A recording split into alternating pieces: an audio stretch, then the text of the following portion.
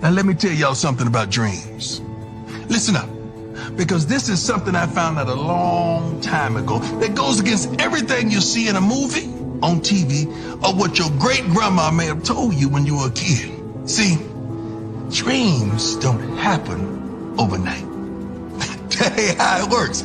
See, they come to you in the daylight. You got to be awake. Because, baby, you got to run dreams down. See, that chase is where we learn the most about ourselves. To take that extra step, that extra mile, that extra rep. Now look here. You don't never know how long it's gonna take, or exactly what it'll look like when you get there. The only thing you know is you can never stop. So, question time. What's your dreams? What's your dream? Are you willing to do what it takes to make that dream a reality? No. See, not while you're sleeping, but every darn day you wake up. Because if it does, good morning. Now give me my darn theme. Yo, it's Rodder Man Media, baby. Man, we back at it, man. A late night edition of Rodder Man Media, man. Welcome in. Tell a friend, man. Let's pull up, man. Let's have some Buffs talk. Man, it's game week now, man. Listen, we're less than 7 days to this thing. It's time. It's time to get into the real talk, right? I know a lot of people been asking me for a record prediction and this, that, and the third, and I ain't gave one. But you know what? I'm gonna get one tonight. I'm about to put that thing up on her on the screen. We're gonna talk about it. We're gonna sit back, we're gonna have some fun, man, on this Saturday night, man. Tell a friend, man. We up in this thing, talk some Bucks football.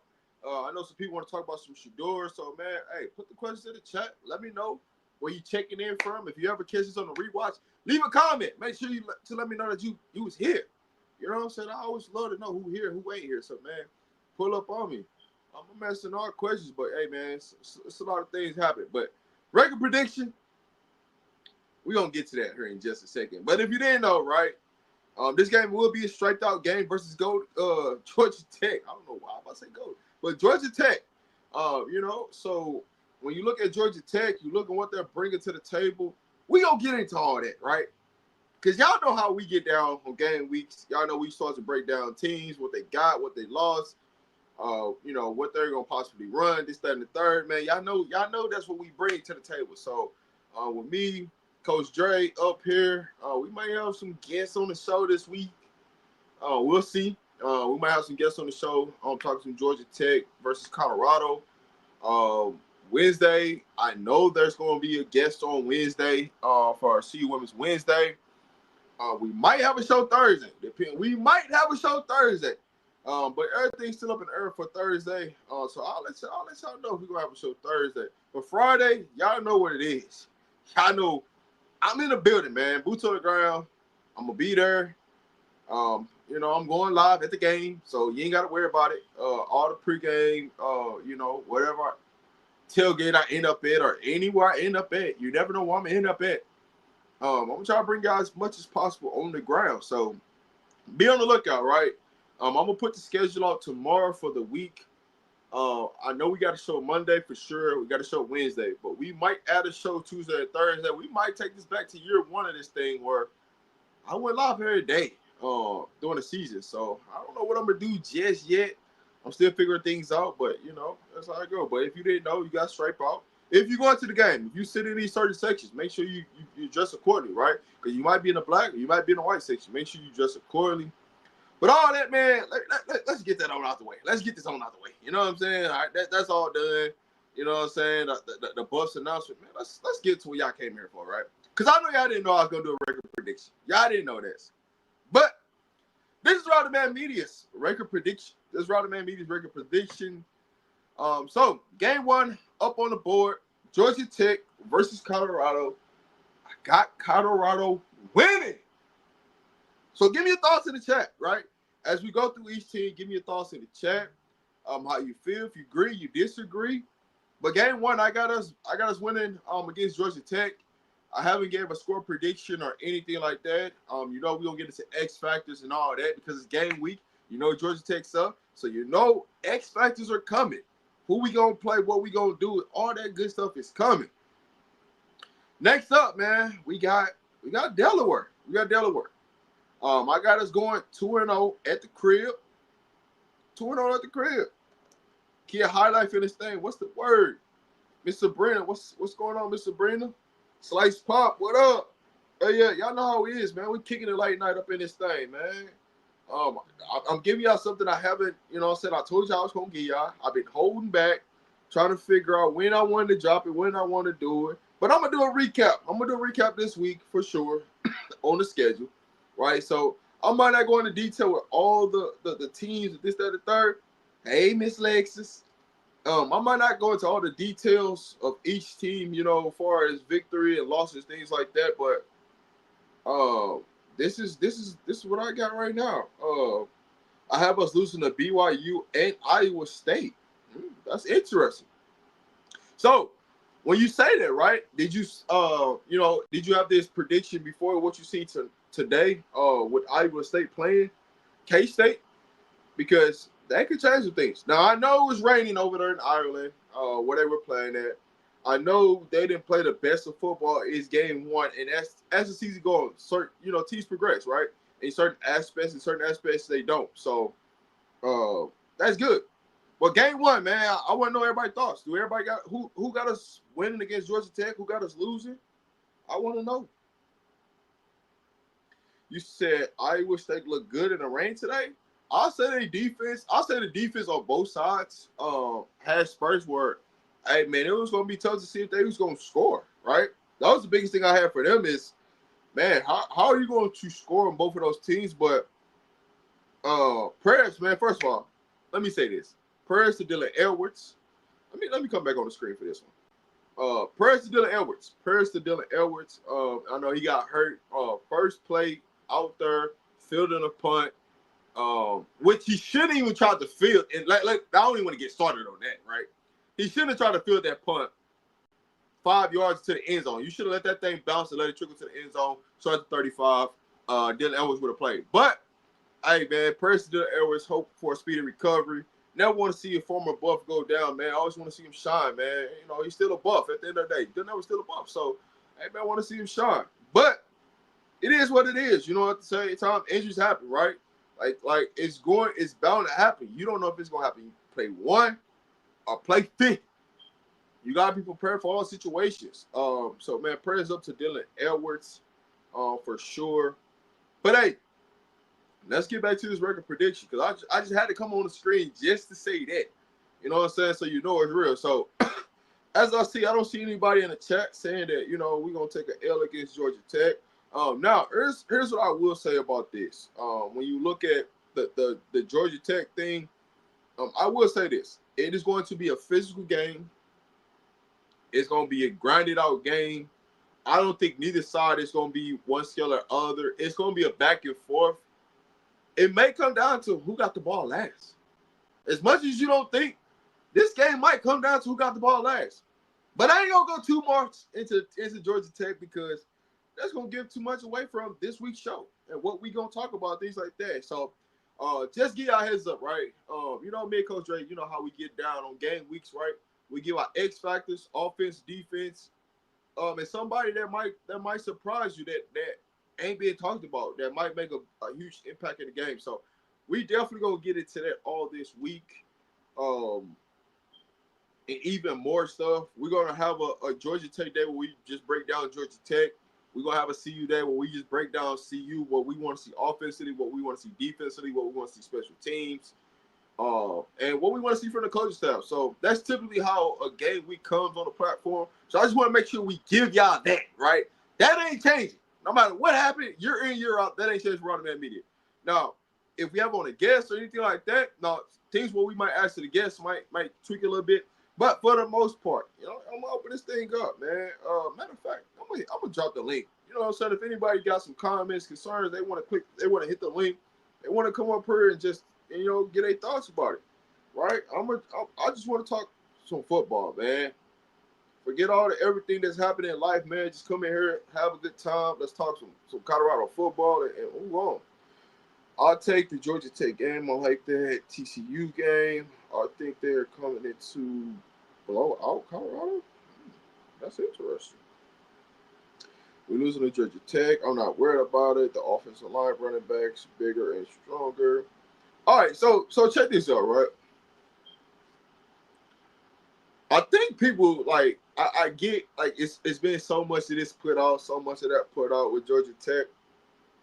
But when you start to look at Georgia Tech, what up, JR Boxing, man? What's the word? Man, salute to you, Rob. I had to come say what's up to you, man. Yeah, Shout you out, man. dog. Where it Yeah, all started. My where it all dog, my day started, one. What baby. up with you? What up with you? Yeah. Hey, man, I need your thought. Hey, listen, you got to pull up, man. It's game week, so you got to pull up on us. You know what I'm saying? Hey, Yeah. hey, listen. Hey, I need you. I need you. Come on up here, man. We got to talk some real boss football, man, because it's that time, dog. It's that time. It's that feeling. How you feel about the game? I feel good about the game, man. I think CU got a well-rounded squad. They added tremendous depth to the team, so I don't think that's going to be an issue. And I'm like you. I think it's going to be a very competitive game to say the least. But obviously, CU going to pull that thing. I see. That's the thing about it. I don't think it's gonna be a blowout by no means. There's gonna be first game jitters, first game mistakes, and that's the part where that's the best thing about playing Georgia Tech early is that it's a lot of mistake football gonna happen in the first game. A lot of missed execution, things like that. If you playing Georgia Tech later down in the road in the middle of the season where they got an opportunity to gain momentum, I think this game might play it differently. But with that not happening, we're playing the first game. You gotta understand physicality is gonna happen. They ready to punch somebody in the mouth.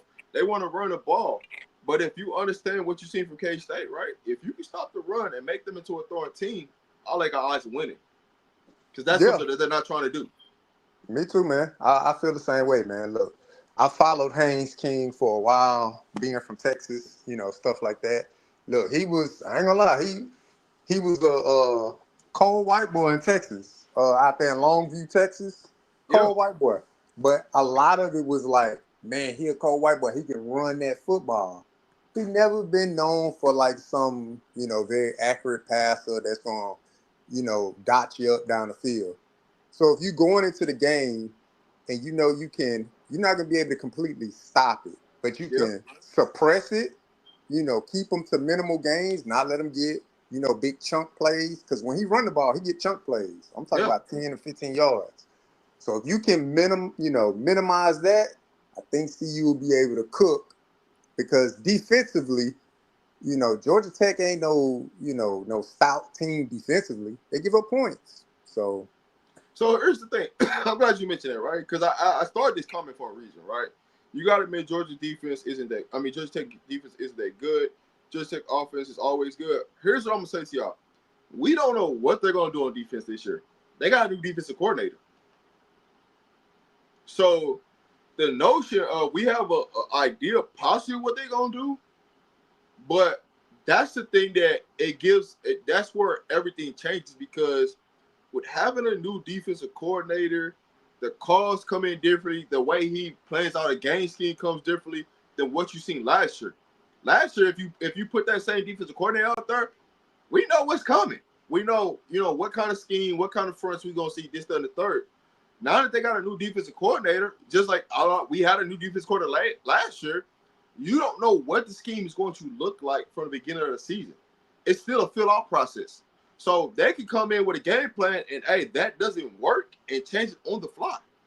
So that's why it's so intriguing that we're playing this game the first game and we're playing against their defensive coordinator who hasn't, shown anything on film. There's no data to say, hey, this is what he's going to do. It's a first-year defensive coordinator. So that's the yeah, interesting piece this behind it. is this is first year calling plays. He came from Texas. He was the DB coach at Texas.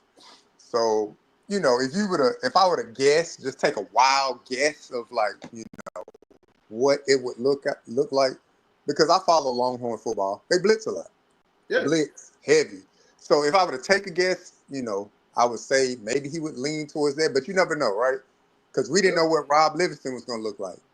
We Yeah. wanted Rob Livingston to play zone. He played man all last year. So, You're right. You don't know what it's gonna look like. But I think year 2 on the Robert Livingston, this is where the change is gonna happen. Yeah. They're gonna play a lot more comfortable zone this year than they did last year. Yeah. I feel comfortable. I feel comfortable about it. Yeah. But see, here's my thing. As long as we don't got a blitz and we can get there with the front four, hey, all hell break loose in the back end. Like, you can do whatever you want in the back end. But you got to get it done with the four that's rushing, right? And I think we have enough pieces to get it done with the rushing part to be able to stop the run, to have us, to give us the ability to pass rush. That's the part that the whole grand scheme of things, right? Can we stop on first and second down and make them have to throw the ball? And now if you make them have to throw the ball, we know the quarterback is suspect throwing the ball, right? And everything's about a time.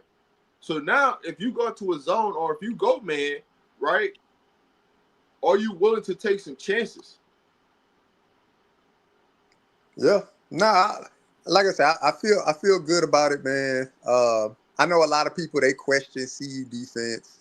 Look, they went from what, 130th 2023 to around like middle of the mark. They was like 50 top, around top 50, something like that, maybe 50-ish, as far as the defense last year being ranked. But what I like about the team is that they addressed a lot of glaring issues. Yeah. Depth was a lot, and they hit those areas hard and often early in the portal. They went after a lot of defensive linemen. They went after a lot of offensive linemen. They addressed that early and often. Then they sprinkled in those linebackers, and they got linebackers that can run. They may not be the biggest guys, but college football, you ain't really got to be a big linebacker. You need somebody that can run. Yeah. Because you got a lot of athletes on the field, and they just running around. So you need people that can run. So I like the way they address some of them issues, and hopefully it plays better into the defensive scheme. But I think they look good, man. I'll say this because Ms. Lexus, I know you kept trying to come up in the back, but for some reason the connection wasn't working.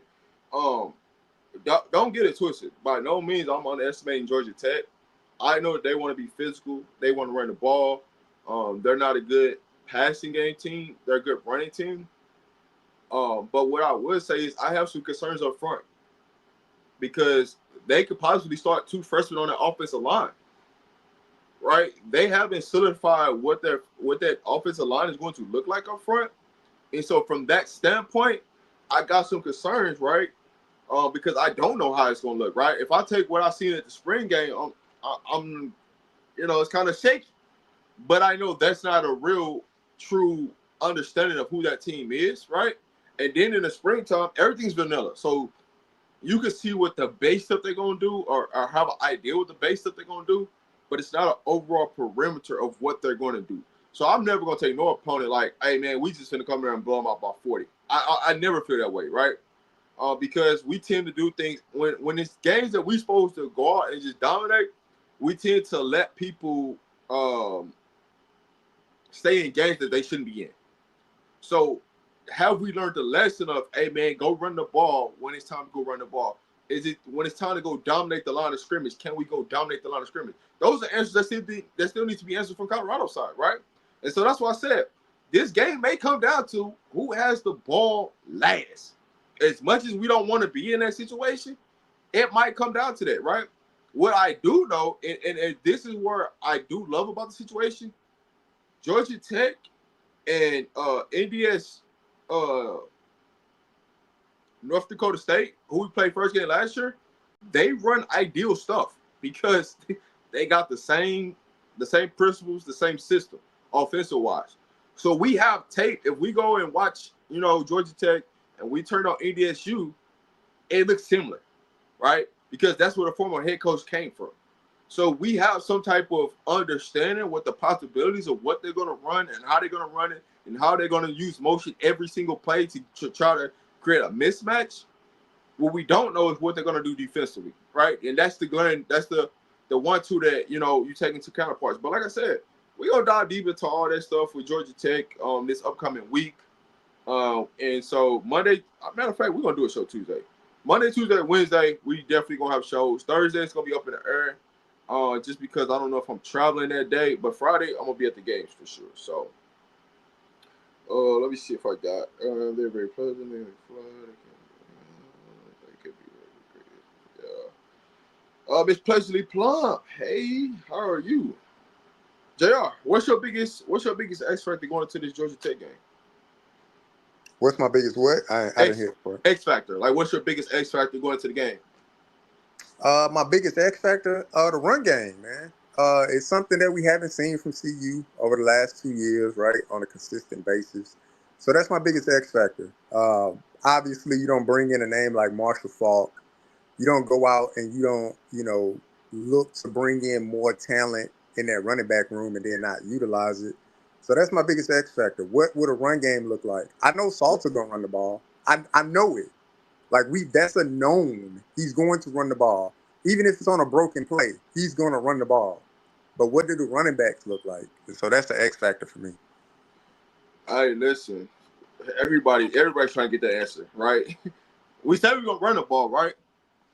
And you know how this go, right? We can go out and have 100 yards in the first half and forget about running the ball second half. Like we just ain't, you know what I'm saying? So it's still up in the air, right?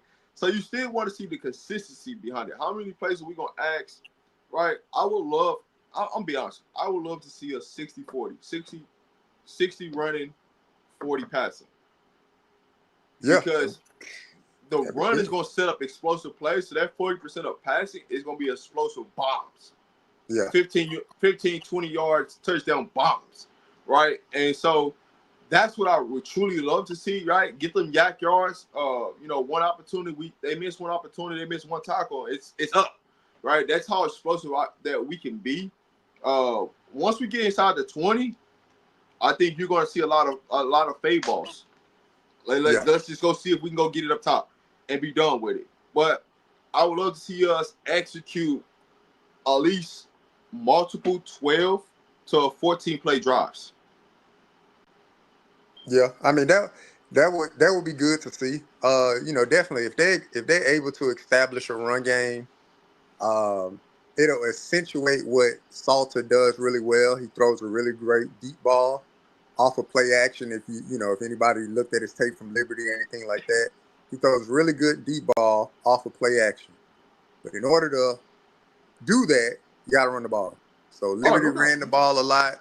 They ran it with him. They ran it with 2 or 3 running back system that they had there. But when it was time to sling the ball downfield on play action, he was connecting a lot. So I like to see that. But yeah, I mean, it starts with the run. So hopefully Coach Prime gets that early and often.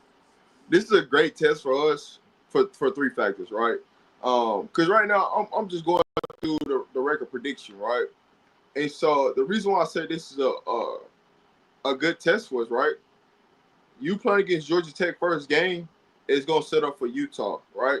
Because that's another team that just wants to run the ball. Well, all 3 of the first 3 teams, they want to run the ball more than they want to pass the ball. Let's just get it out the way, right? So you look at the first 3 teams and understand how much they want to run the ball. Now when you get to BYUs of the world, the Iowa States of the world, so that's Houston. Houston is a mixture. But the first 2 games is Georgia Tech and Delaware. They want to be physical. They want to be physical up front. They want to run the ball up front, which is going to allow us to set up to when we get to BYU of playing a physical team. That's what I love about the first 2 games of the season is it's going to be a lot of physical play up front.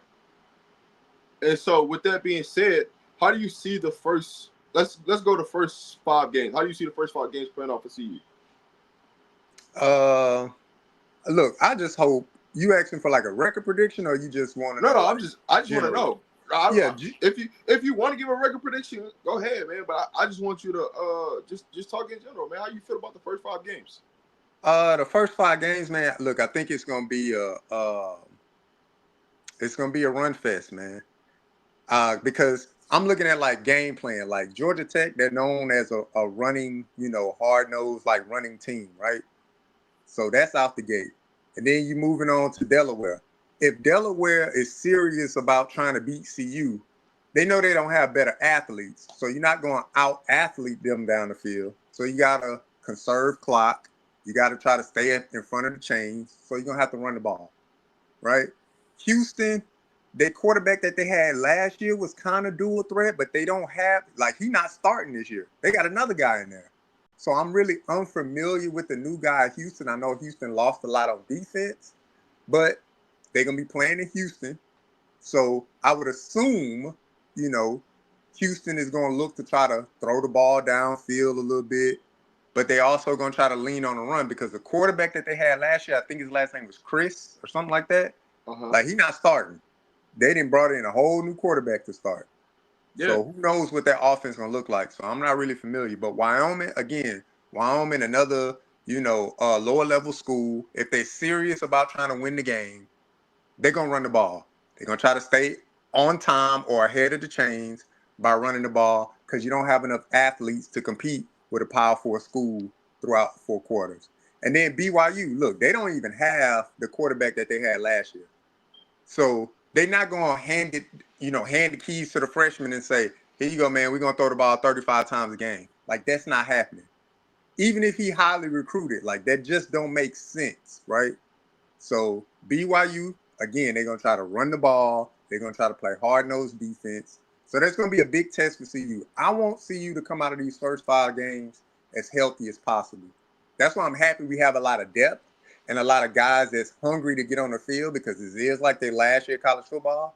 So they know they got to put everything out on the field. Like, it ain't no time to hold back because you're not coming back to college next year. So. Here's the biggest thing from CU, right?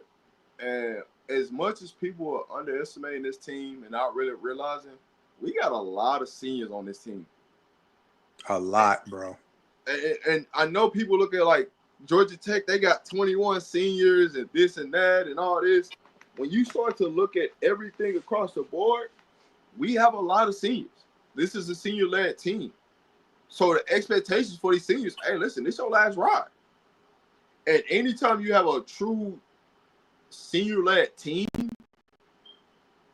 that proposes a lot of different aspects throughout a season, right? You should understand how to go through adversity. You should understand when things get tough, who you can lean on, who can't you lean on. And so I look at the first 5 games and like, listen, seniors, this is y'all time to prove a point. Who are you? Who are you? Right? We know that we got the young stars behind you, right? We know we got the Jujus behind you. We know we got the Q6s, the X, right, behind you at wide receiver. We know we got that.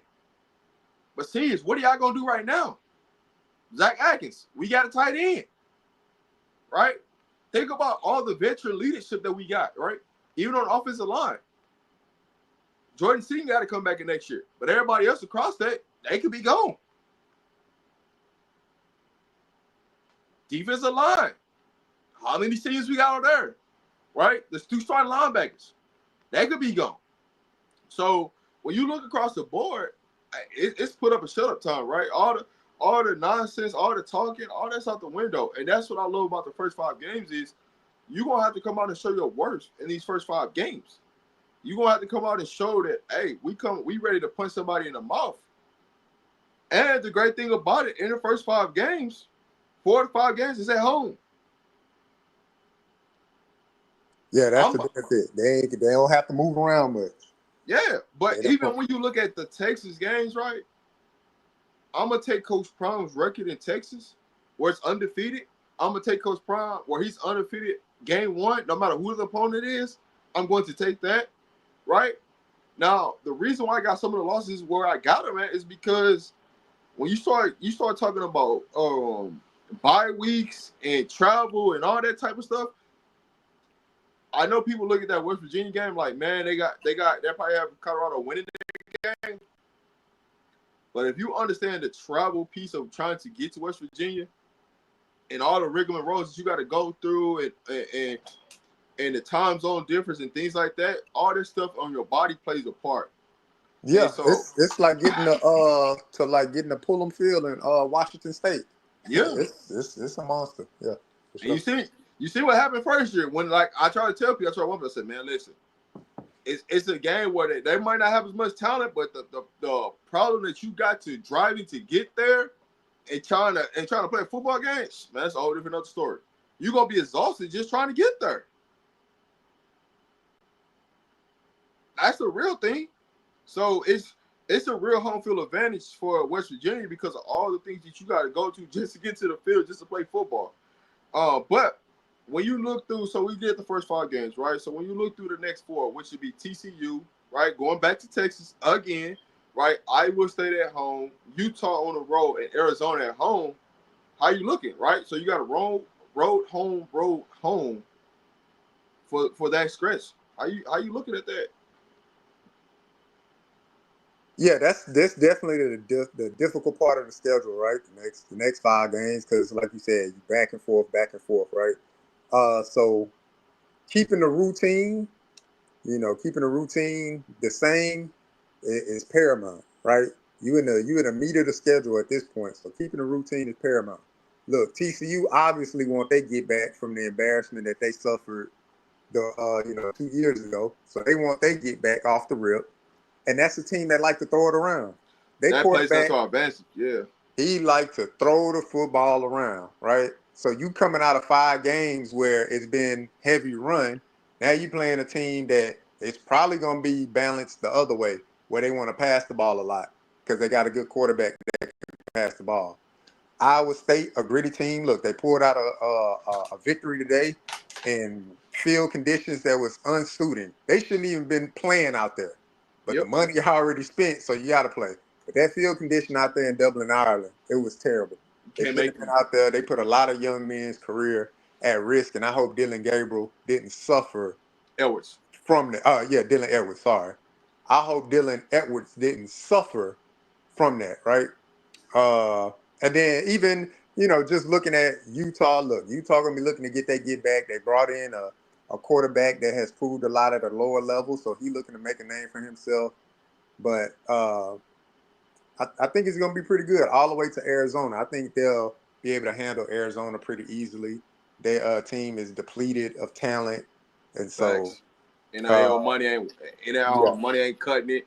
yeah, it's not cutting it. So that biggest concern that Iowa State, like they're a gritty team. Iowa State lost a lot.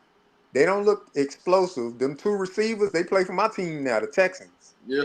Them big play receivers. So they didn't look as explosive today, but you can't discount that experience.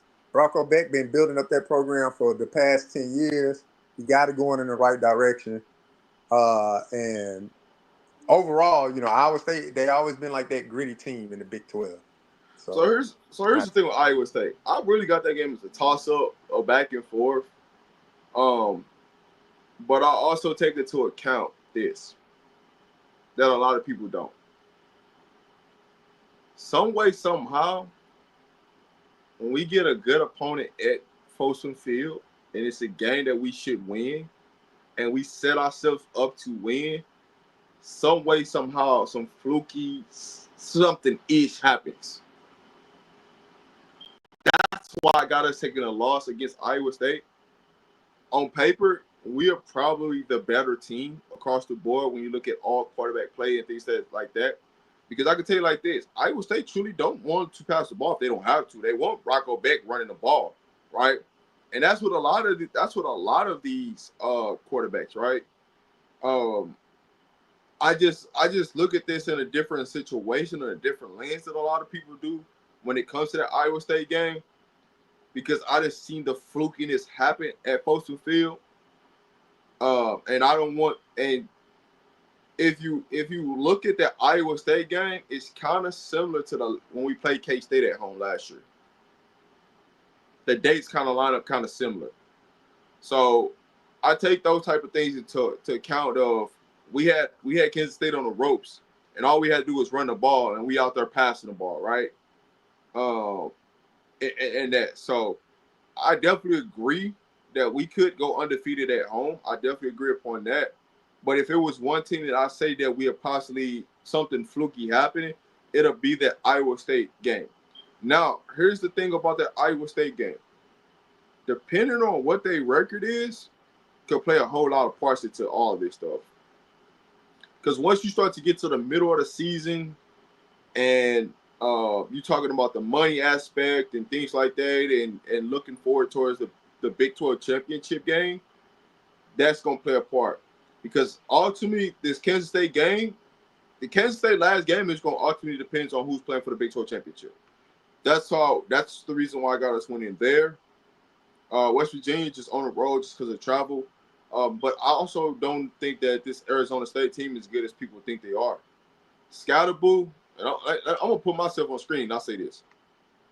Scatterboo did everything for them.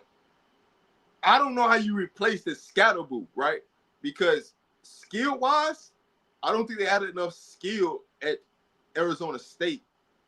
And we're going to find out, though. We're going to find out about it. But I don't think they had enough skill to replace Scatterboo and all the aspects of how he carried that team. It was Scatterboo right, Scatterboo left, pass, Scatterboo right, Scatterboo left, screen right. Any way you could possibly. Scatterboo touching that ball 30 times a game, right? I don't know if they got somebody that's ready, right? And so when you look at, I know they got a former buff there. I know Jordan Tyson is still there, right?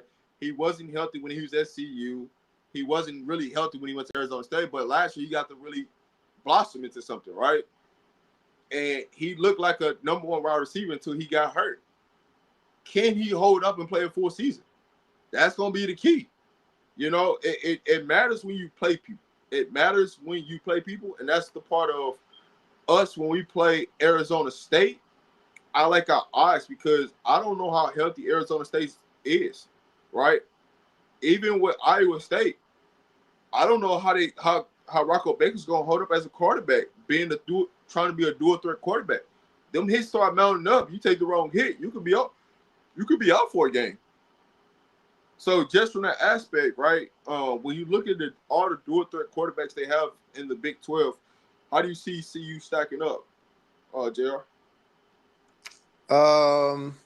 Look, as far as the dual threats in the Big 12, probably the one that would give them the most problems would be that quarterback from Utah, Eric Dampier. He's not a passer of the ball. Like he is a run first guy. When he was at I think it was UNLV last year, he running the ball, run. Like he ran for a lot of yards and threw for a lot of interceptions. So I don't think that's something like you just get over really quick. You don't just you flip your next year around and all of a sudden you mistake free from passing the football. So I think he's gonna revert back to what he's most comfortable with, and that's running the football. As far as for like Brocco Beck and things like that, they use him a lot in short yardage stuff. When it's 3rd and 3, they try to pick up the first down with him, sneak him out there, let him get down and get the first down and get down real quick. Sam Levitt is the one, he'll probably concern me the most, right? It's towards the end of the season, but again, attrition. He was healthy all the way through last year, and he played a really good game against Texas. Now, Scatterboo get all the credit, right, the Scat Pack, but Sam Levitt played a really good game too. He made some really good passes, and their receiving core wasn't even that good because Jordan Tyson was hurt towards the latter end of the year. But Sam Levitt was still able to get it done running and passing the ball. I think of Sam Levitt as like Haynes King. Like he can move the ball like that, and when he pick up yards, he pick up chunk yards. I'm talking about 15, 20 yards down the field. Sam Levitt got some wheels. So I think CU will be they'll be in a good space because it's not going to be foreign to them. This is something that they're seeing at practice. They're seeing a running quarterback in the likes of Salter. Yeah. So it's not going to be foreign to them. It's not going to be something that they haven't seen.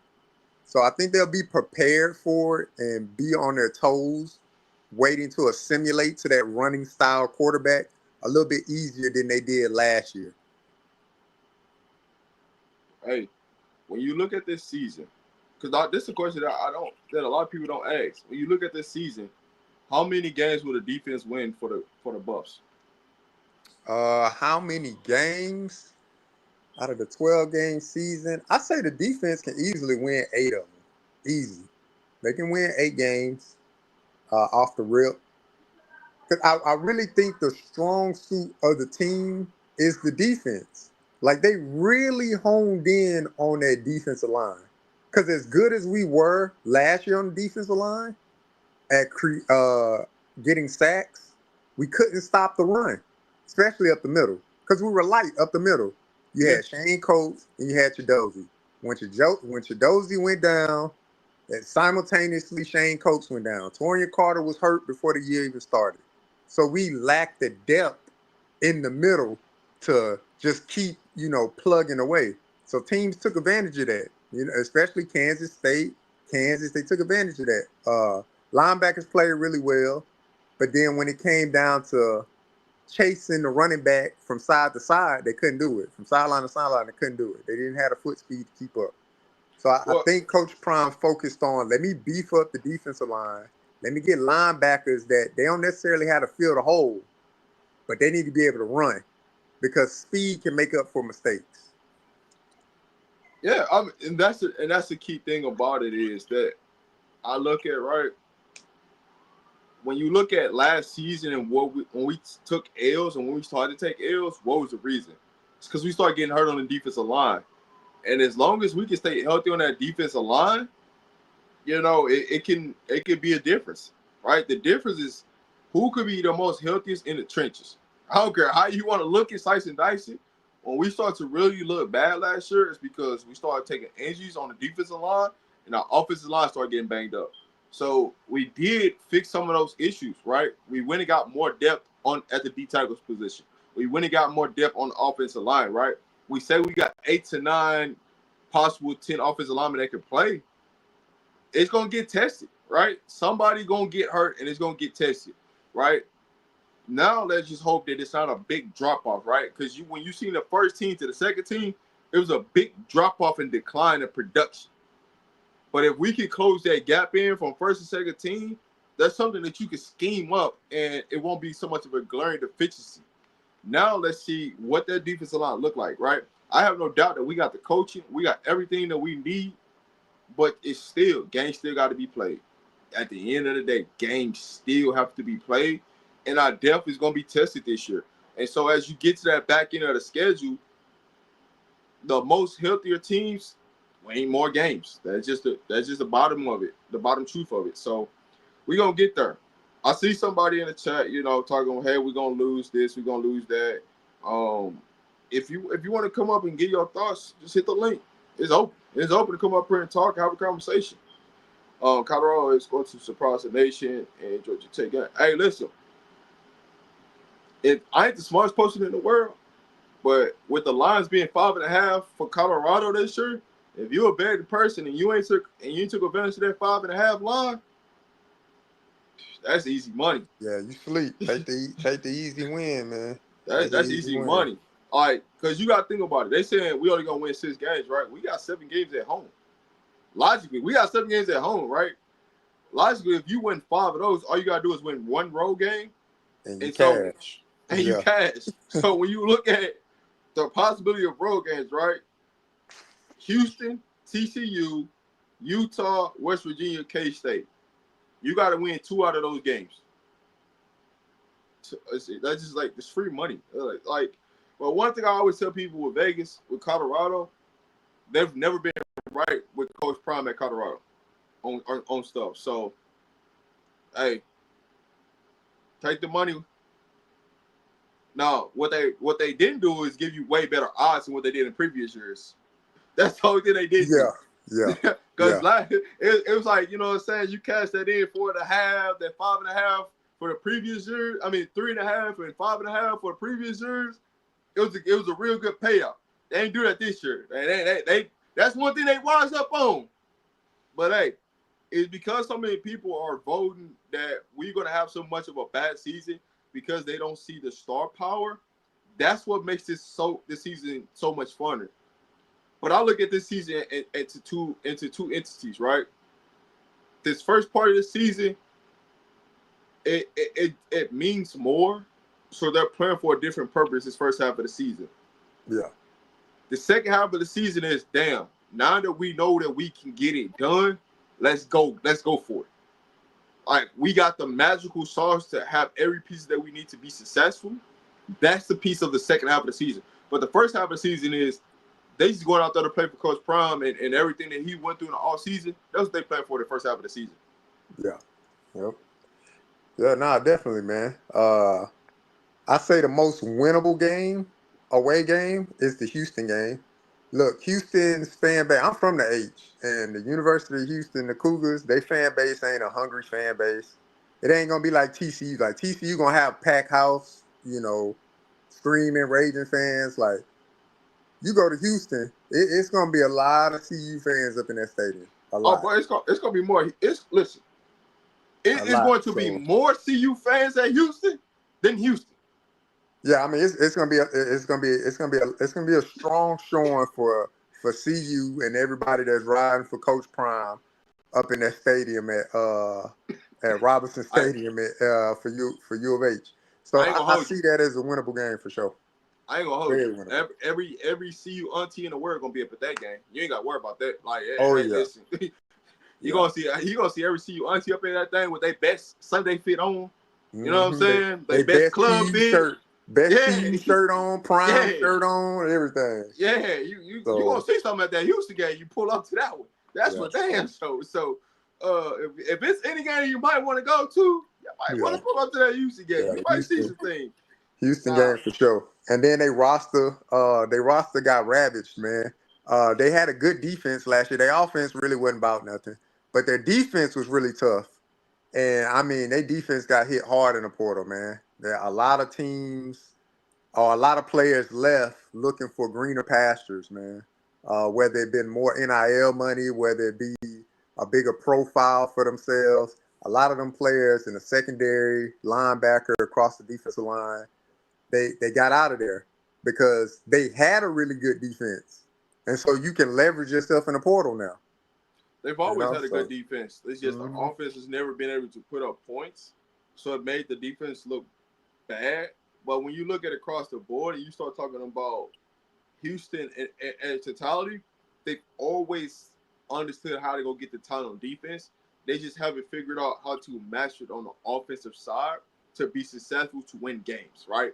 The Yep. defense can keep them in games, but the offense can never sustain drives, can never put up enough points Yep. to help them carry them to get victory. So that's always been an issue.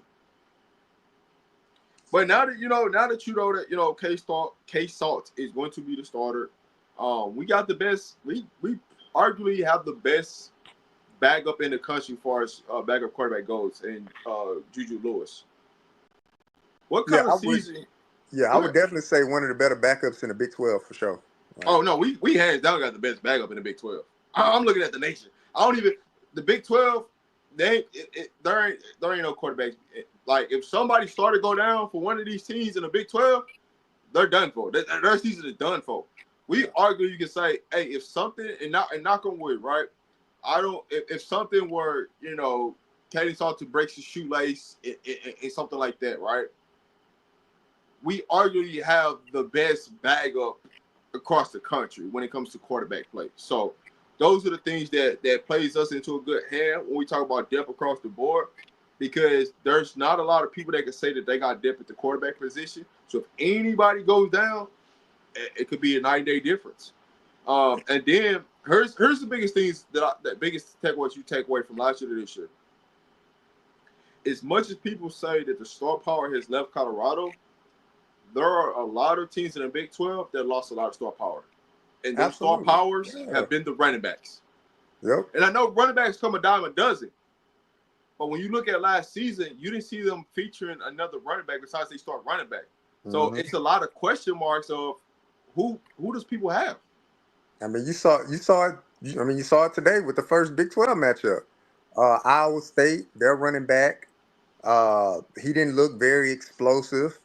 Kansas State running back had some fumble problems. So, and then Dylan Gabriel got hurt. So, I mean, Dylan Edwards got hurt. Yeah. So, yeah, if you go down the list, Kansas, they played today, but Kansas looked, I ain't gonna lie, they look good. But they're playing UNLV. I mean, not UNLV, Fresno State. So they're kind of outmatched them.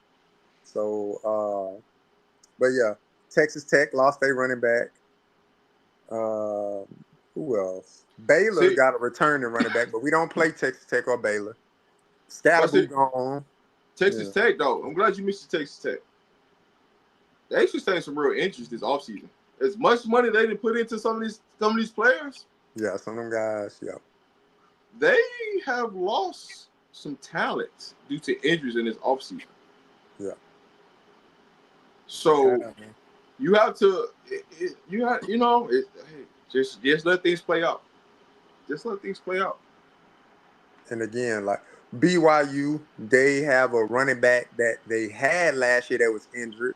So he coming back this year. So we'll see how his body reacts from his injury. He went down with a knee injury last year, but he's still a young guy.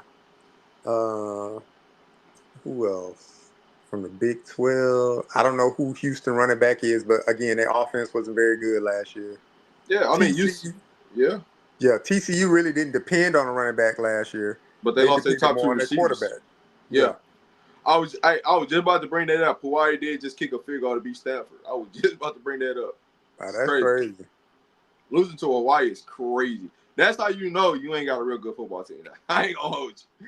I ain't gonna hold you. They had to travel to Hawaii though, man. That's the time difference. I mean, they coming from California, but that's still 6 hours Yeah. from California to Hawaii. Now, well, here's the thing with Stanford, right? They're going through a transition because they lost their head coach. They've been kicking around everybody. They lost a lot of depth, a lot of talent. That it's kind of like what is Stanford? Who is Stanford, right? Stanford's always been a quality football program in the state of California.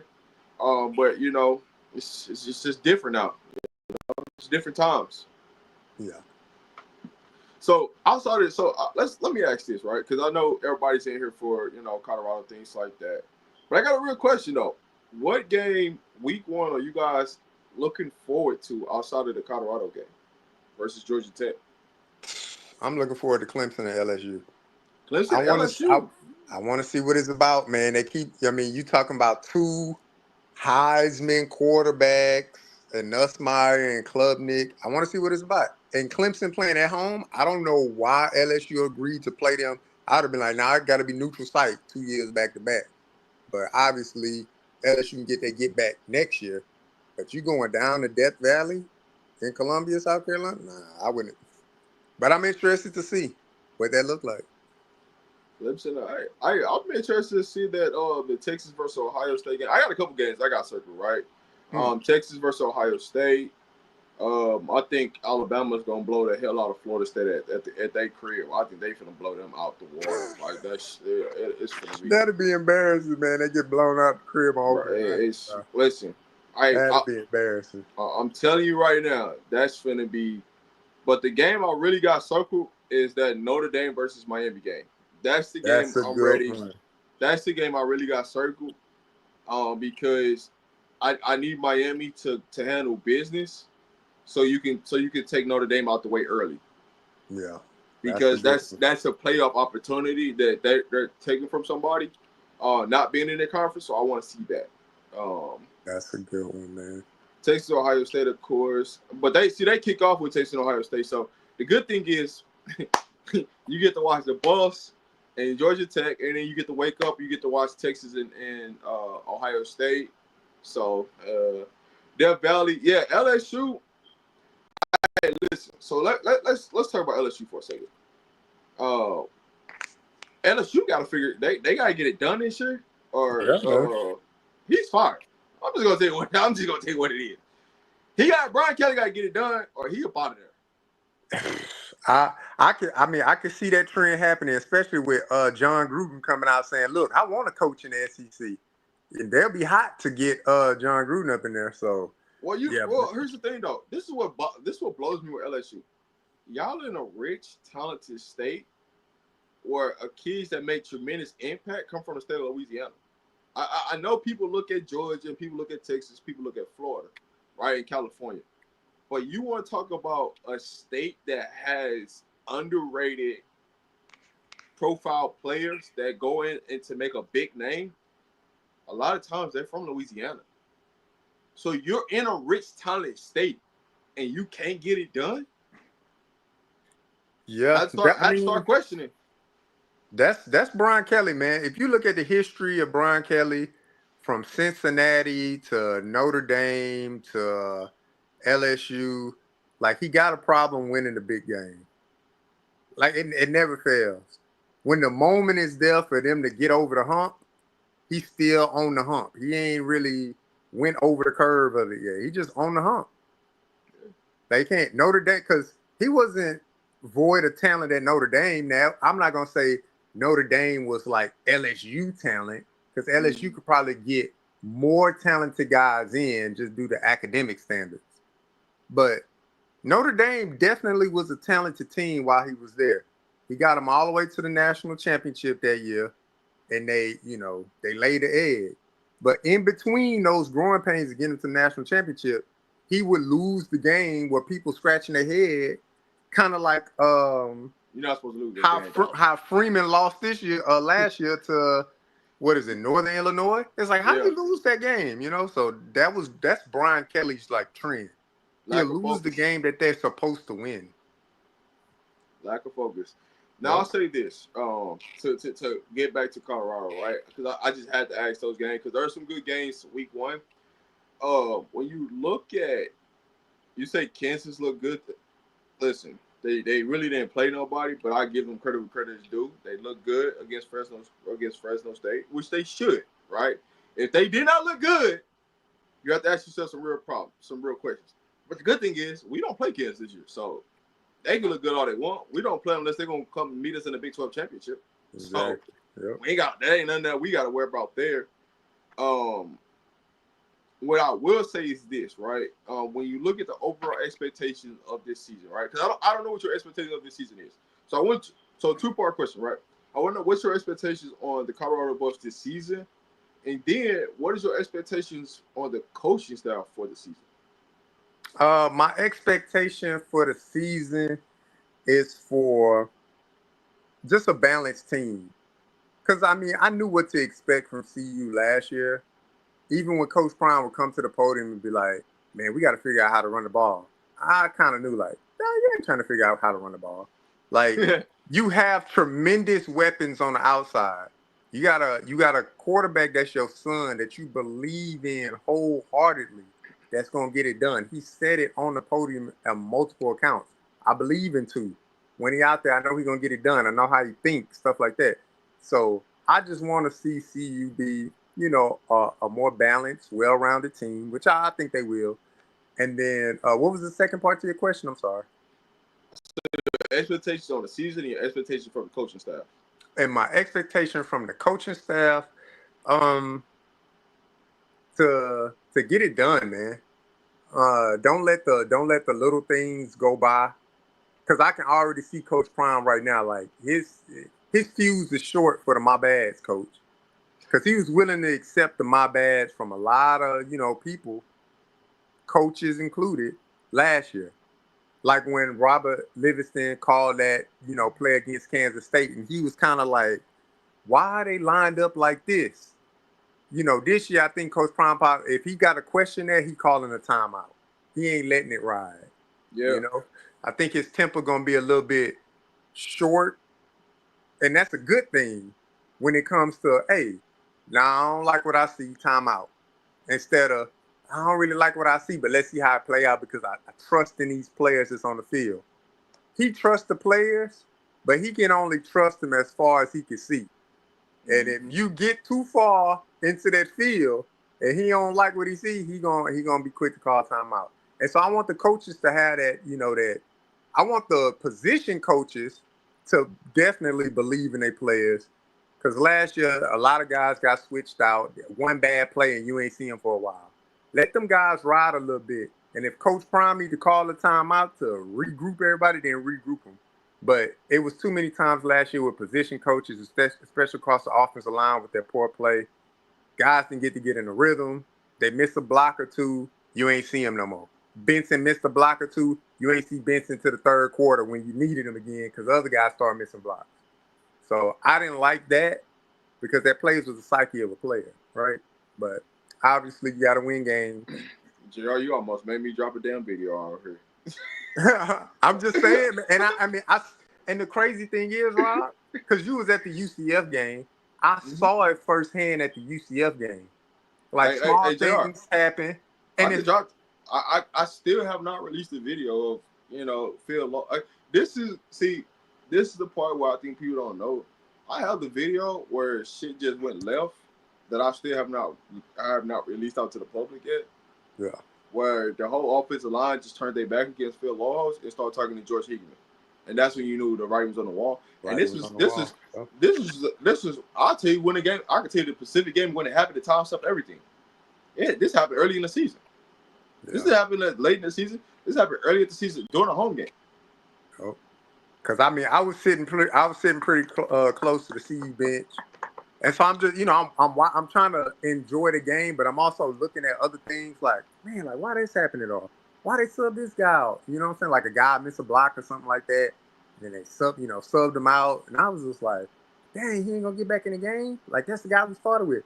So, a lot, and that, like I said again, that just plays with the psyche of a player. Because it's like, now I got to play perfect.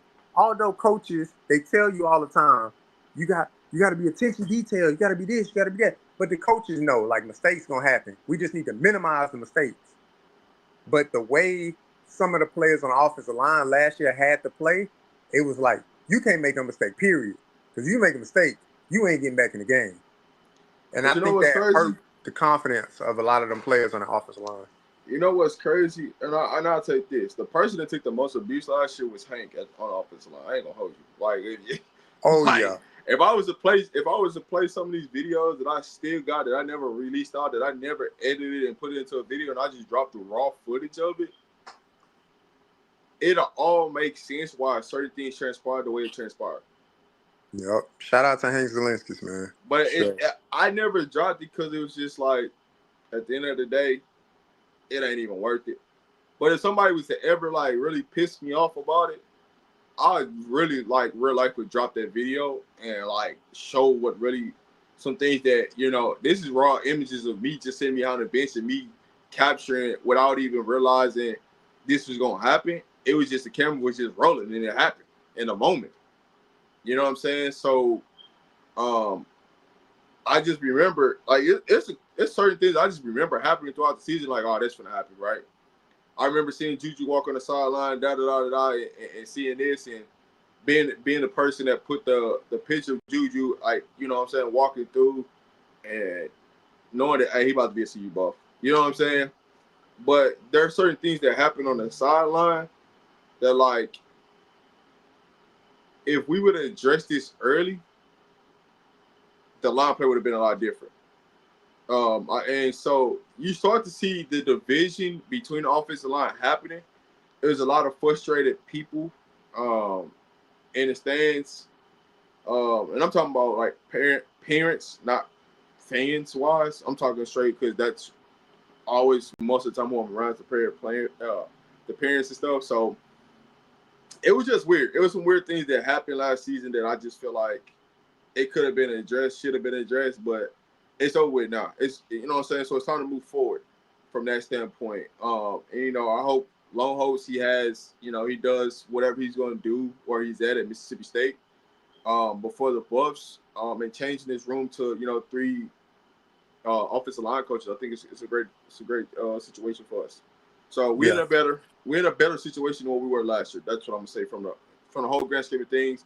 To sum everything up, what happened last year with the offensive line, the schemes and schematics, it was a lot of things where you just question yourself like, yo, that's not gonna work. Like, we don't got the personnel to run this scheme and how you want to run this and what you're trying to do. Yeah. But that's a whole other story for a different day. In a sense.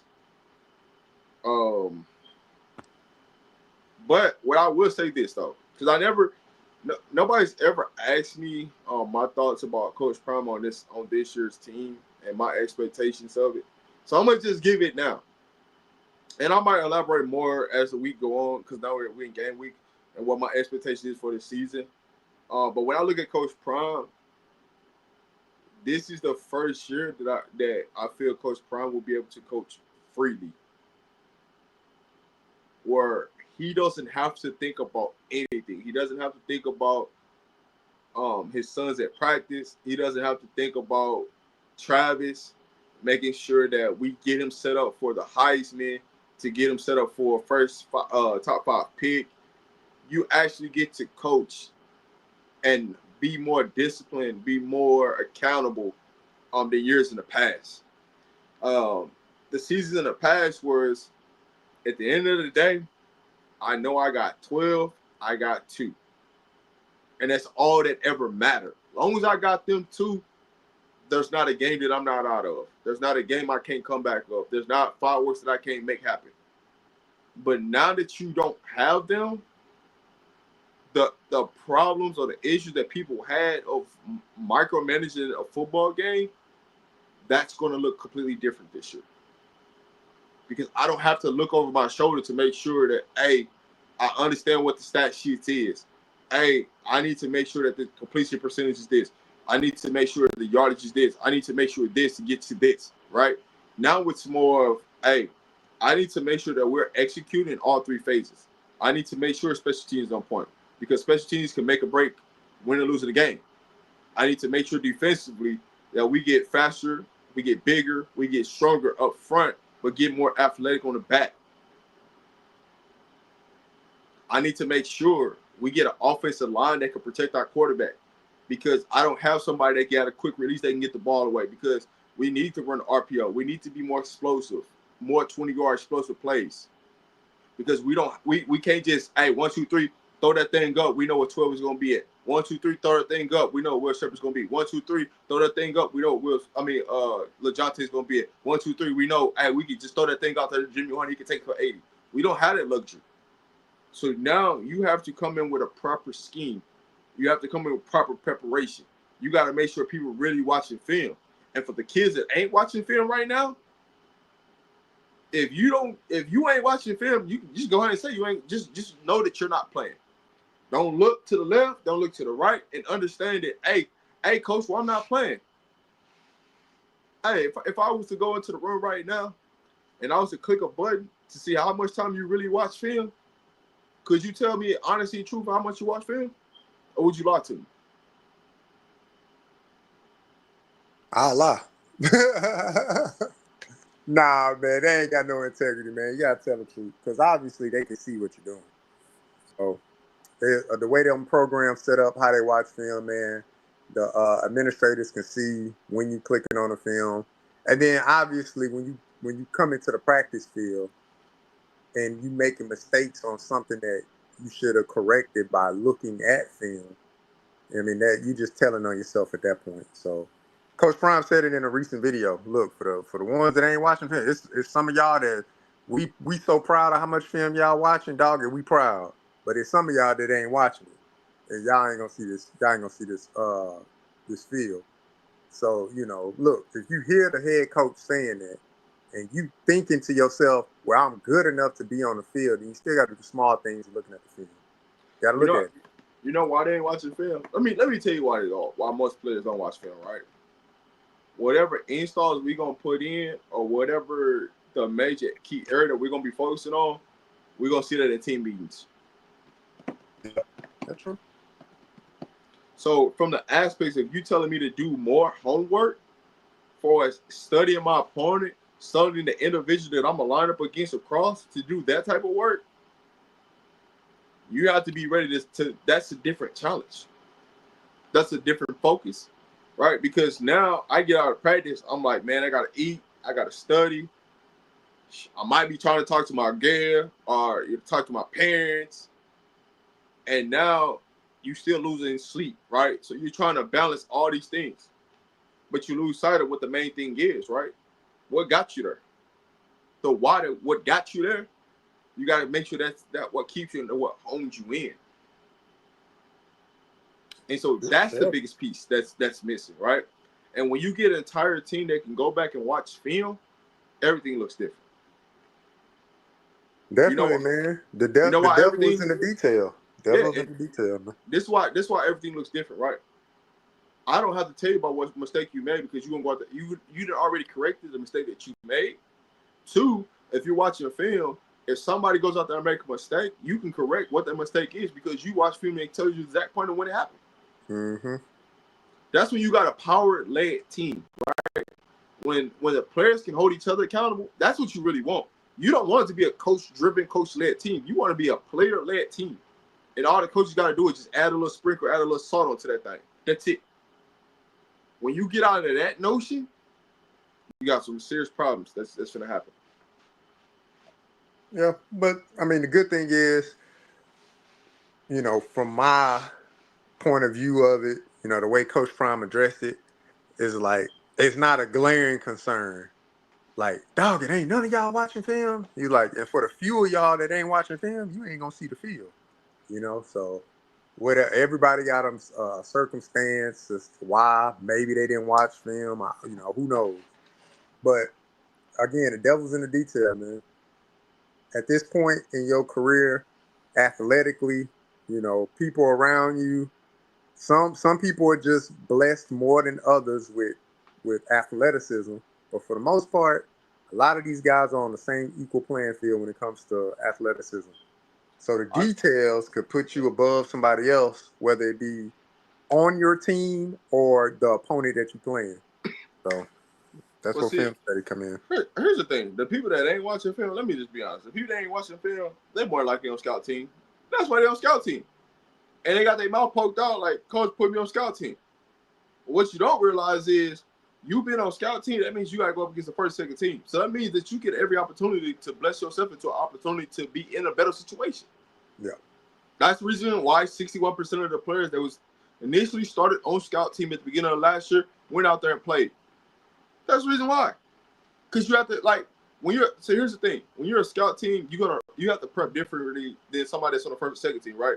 Because all they're doing, first, second team is they're putting in installs, they're studying, you know what I'm saying, what they have to do. The scout team, you got to actually scout what the team actually does and give a look to your team for what the other team does. Yep. So your preparation is a lot different from the first and second team of having to understand it. Hey, we have to do this. Yep. So yeah. Why would someone go through all the training sessions, meetings, etc., not to watch any film so they can't play? It happens all the time, right? So there's layers to this, right? You don't know exactly which players Coach Brown was talking to. I'm just telling you, more than likely it was some people that's on scout team, right? But also, the people that didn't watch film, I can tell you right now, those are the same people. If you put them into a game, they're gonna have a penalty. They're gonna have some type of discipline. They're not showing up to class on time or doing something ignorant that they ain't supposed to do, right? Because that's what happens with most of the time. If you don't watch film, that means that you're not prioritizing a lot of things in life. Meaning that's probably the ones that mama called on the phone asking the coaches, "Hey, why my son ain't playing? I just flew out and I spent all this money to show up to the game. My son ain't hit the field. He ain't even dressed out because of small detail things. Because you know that kid ain't finna tell their parents, hey, mama, I didn't do this. Hey, mama, I didn't do that. Mama ain't trying to hear that. Yeah. I know early in my ball, when I played ball, college ball, like early on, like I didn't watch film. It was two reasons why I didn't watch film. One, they told me I wasn't gonna play. You know, I was a developmental. Like I had talent, but I was still developmental. So I was like, all right, cool. I understand that. I know my position on the team. So I got to get better in certain aspects. So I knew I wasn't gonna play. And then the second, hell, I didn't know how to watch film.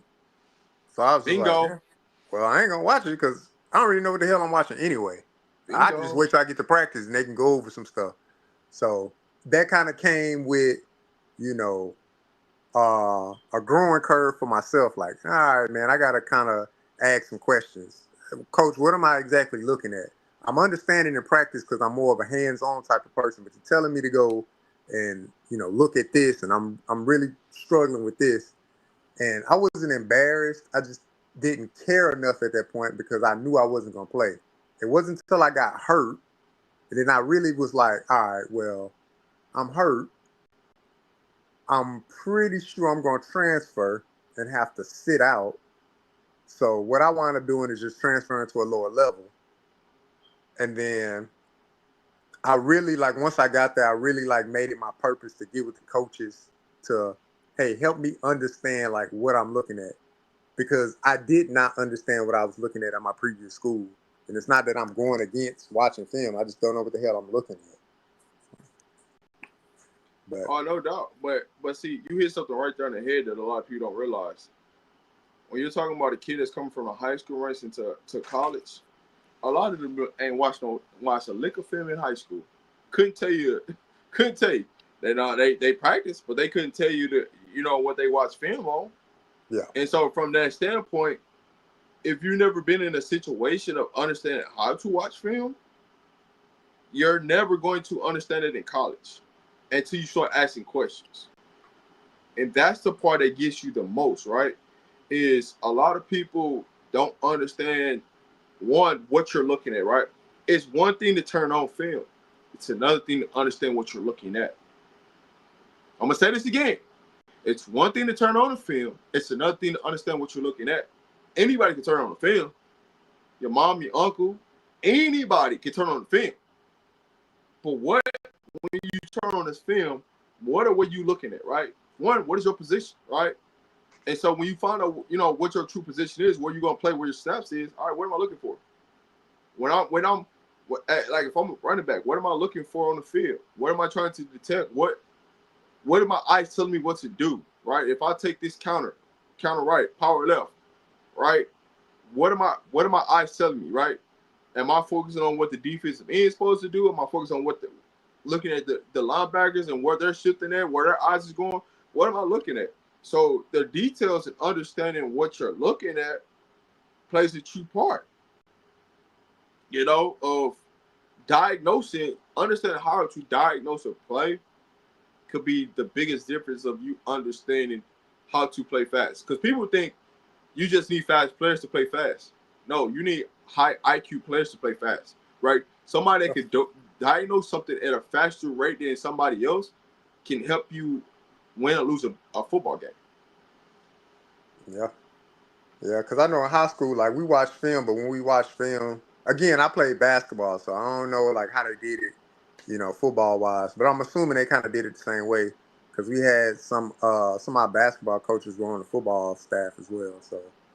But we watched film together, so it's pretty much you being fed the answer. Like, hey, this is what y'all need to be looking at. Like, you need to be, looking at this, and you need to be like, okay, so you just gonna tell me what to do. All right, cool. So I'm gonna just do that.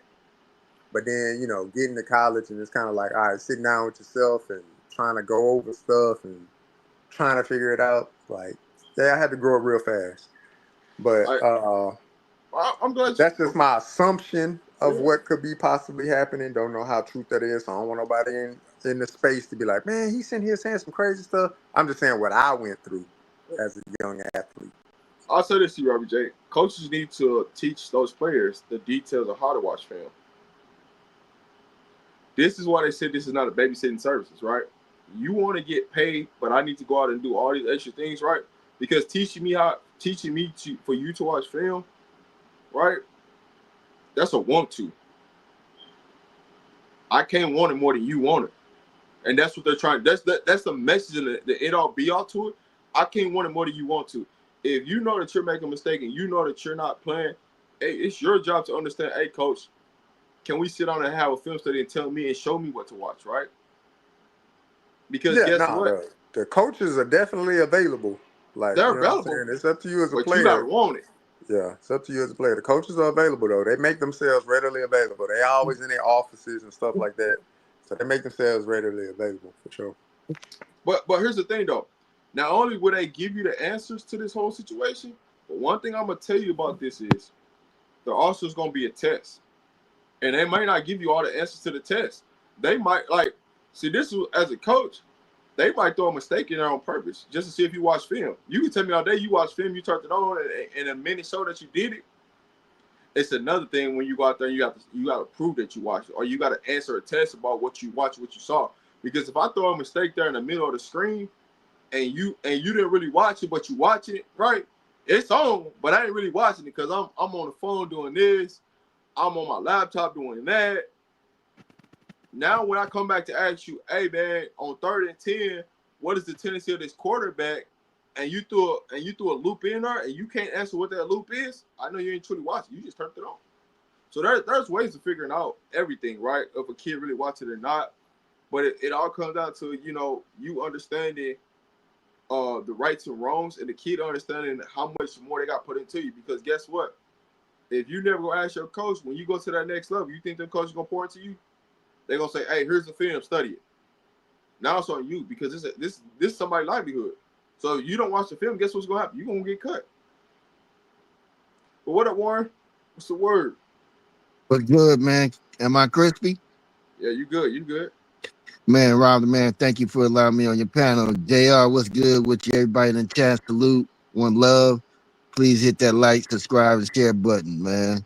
I was enjoying the conversation, trying to get in where I fit in at. Go ahead, man. Go ahead. I'm ready. I'm ready for this season, man. 6 more days. We on and popping. Yes, Oh yeah. sir. Oh man, Yes, the days are sir. counting down. The days counting down. So I mean, we've been talking about a little bit of everything. We've been talking about the expectations. I'll go ahead. So for some people, they just came in the building. These are Robert Man's I mean, not expectations, but record prediction because we haven't gave one. So this is what how we see fit of the season. Now losses could change. You know what I'm saying, and the wins. But right now we're predicting a 10-2 season. With us going to the Big 12 championship game. So, but go ahead, So Warren. I want to talk about that Iowa State game, though. I watched Iowa State and K State. They ain't looking so hot. Iowa State ain't looking so hot, and they beat K State. I mean, We gonna, you gotta take it for a grain of salt. That's what I said. You gotta take it for a grain of yeah, salt, yeah, right? yeah. No, I get it. I'm just letting you know. After watching Iowa State and all of this, I think we can pull that out, which will definitely give us that 6th game. We pull that out. I'm looking at going 6-0 up front. That's me. Okay. That's where I got us going 10. I got us 11-1. I'm gonna be honest with Well, see, so here's the thing, because I know you wasn't here. The Iowa State game is a toss up for me, right you. now, Okay, and I okay. made I made this before Iowa State and K State played. I just never actually released it out to the public because I was just like, I was waiting too close to the season, right? Everybody was having a Shedeur talk, things like that. So I wanted to wait closer to the season to give record predictions. So this already been made and done. I just ain't never released it out, but I just feel like, hey man, let's come up and talk about it. You know what I'm saying? So y'all have the expectations. Now I will say to me, looking at Iowa State, I see some deficiencies that they didn't have last year that they're showing up this year. Now they do have a good defense, offensive wise, they're struggling. But by the time we get to that part of the season, what does the offense look like from that standpoint? So there's some things that play out, but we could Yeah, definitely that go. that front line is pretty good, but that secondary, once you making into that secondary, it's a wrap. Their secondary ain't all that. At least right now. At least that first game. But that's where I'm at with it. But yeah, I'm hoping that we hit them while they still ranked, and we can beat them and get ranked. Because right now they got us ranked below some crazy teams. Oh, don't worry about And I'm that. yeah. Let it all play out. They ain't never been right about the Big 12, and one thing you ain't got to worry about. That's why the Big 12 didn't come out with rankings because they ain't never been right in the Big 12 when it comes to rankings. They don't know. It I'm just talking about the AP polls. I was I, referring to the AP polls too. they ain't Yeah. never right either. If you go back to last year's Yes, AP sir. polls and how many teams finished inside the top 25 that initially started top 25, over half of the teams that was in the rank in the top 25 weren't even ranked by the end of the season. So what I'm telling you is, all that is just it's a based upon the previous year what you done to go to this year. The only real reason why Colorado is not ranked in the top 25 is because there's no Shedeur Sanders or no Travis Hunter on the team. That's it. That's all it is. It ain't got nothing Yeah. else, nothing less to do. They don't see Shedeur. They don't see Travis. Overall, this team is a lot better because of depth reasons, not because of star power. Right? Depth reasons, Right.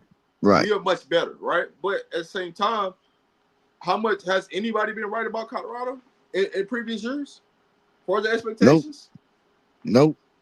So take it for a grain of salt. Yes, sir.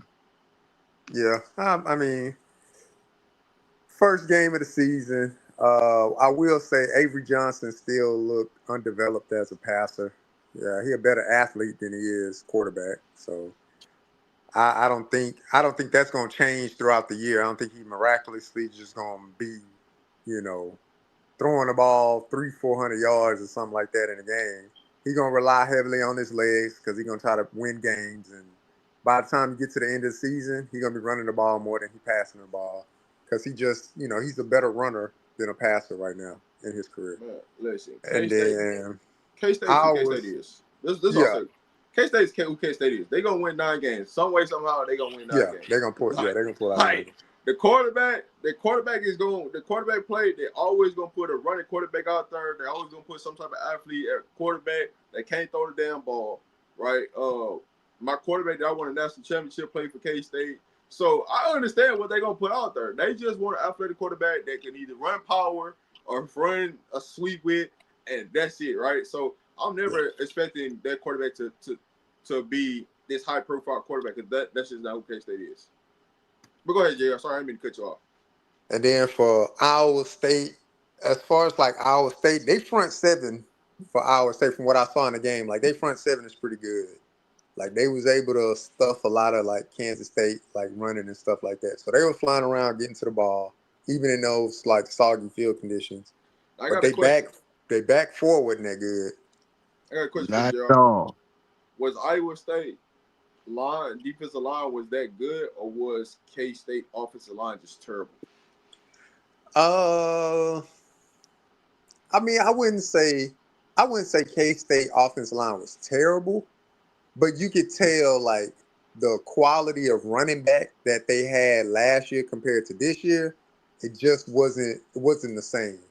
Mm-hmm. So like how a running back able to like press certain holes and things like that with vision, and like the running back 23 that they have in Kansas State, he wasn't doing that. Now I don't know if it was the field conditions or what, but he didn't look anything like 31 last year. So I'll say this, because I think this we have to take this in consideration, right? You know, when you put a game plan in and you rep something with a certain player and you take that player out, how things can change, right? mhm. The whole game plan. All the rest that Dylan Edwards got that was supposed to be the feature back to do this, to do that, and then 23 is supposed to be the relief person. Yeah. Once you took Dylan Edwards out of the game plan, that changed everything about what they was trying to do.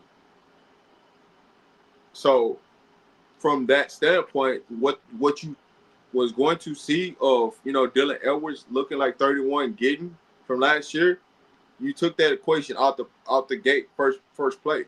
So now whatever they just scripted, it's thrown out the door now, Yeah. and And so that ties that can back guide the in. team. So that ties back into your point, Rob, about watching film and those people that's sitting behind players. And I think Prime even alluded to this in this meeting, that anything can happen at the drop of the dime. What are you gonna do if something happens when if something goes array or backward wrong, and are you gonna be able to make those adjustments? And so I like the awareness that Coach Prime put on the team, and plus the coaches and the team. Like, we got to be ready for anything possible to happen. Because somebody can go out and get hurt, and that's it. And then we got to be able to come up with something right then and there. We can't just, you know. So it ties back into the film study and all of that. And I like the fact that he had the coaches. He wanted the coaches to quiz them, challenge them, see if they know what they looking at, see if they actually looking at it. No doubt, no doubt. But go ahead, Jerry. I know you had another point that you was trying to make. I just, some of the points, man. Some of the That's points, it, man. when you start talking about stuff and you start hitting home, I don't want to get too far away from that point to Yeah. own in on it. Yeah, that be Yeah. the moments, man. And that'd be with me. Like I'll be like, hey, when Coach Dre be talking, I bet Coach Dre, you saying too much? Like, let's own in on that. And then move forward. You know what I'm saying? Just so people understand like how valuable that piece is, right? But no, Dylan Edwards, man, I'm just praying that he comes back healthy. It was just, but I think they just helped him out just for precaution more than anything because of the field condition, right? Yeah, They them field conditions was they terrible. can't afford to lose him for the entire season. They lose him for the entire season, you can stick a fork in K-State. Like it's just everybody's just gonna blitz them and make them force them to throw the ball. We're gonna put everybody in the box, and you just gonna have to throw this thing on top of our head. That's just what it is. So, man, it's good, man. I think we got something. We got a special season upon us at CU. I know the hype ain't there that's been missing. And I asked myself, I said, man, it's just something missing. It's just something missing right now about the season. It's just something missing. And as each day get closer, it just feel like something's missing. Something's missing. Only thing that's missing is it's just game day season get here. So we can real season football. We can start breaking this thing down. We can start analyzing what we see. And it ain't gonna be no more. It ain't gonna be the well off. It ain't gonna be recent people. It ain't gonna be the pregame show, and them. It's gonna be, hey, we got some real action on the field. What does it look like? Yep. All the answers gonna be like, all the answers to the test gonna be answered, right? You told us. Everybody keeps saying, "Hey, we gonna run the ball." Okay, cool. Well, if you say we're gonna run the ball, I need to see us run the ball at least 30 to 40 times throughout this game. I'm gonna leave it at that. I don't think they're gonna get that crazy with it. I think we're gonna get maybe about 20, 25. 30 to 40. I don't think they're gonna 20 to 25 though. If they get 25 runs in a game, I'm gonna be like, all right, I'm impressed. I If told you I they want a do 60-40. 30, I'm gonna be like, okay, this is a new offense. This ain't the I same don't know, offense as Jr. 30. The way that offensive line looking, I'm with Rob on this, man. We look like we might be. We look, they got Seaton running down the field now, bro. We got an actual lineman that can run down the field with the running back too now. Yeah, no, I mean, like I said, Here's the thing, JR. I would be impressed if CU came out, if CU ran the ball more than 30 times in a game, I'd be like, okay, now we cooking. Because that goes into a lot, right? Here's the thing, JR. When you tell me you want to run the ball, show me you want to run the ball. You want to run the ball, I need that 30, 40 times. That's telling me you gonna run the ball. That's short. Matter of fact, that's showing me you gonna run the ball. Don't just tell me about it. Show me about it, right? And I'm not saying that each back need to get at least 10 to 20 carries. Think about it from Iowa State situation, right? They ran the ball 42 times, right? Yeah. Even if you get to 25 or 30, I'm cool with that.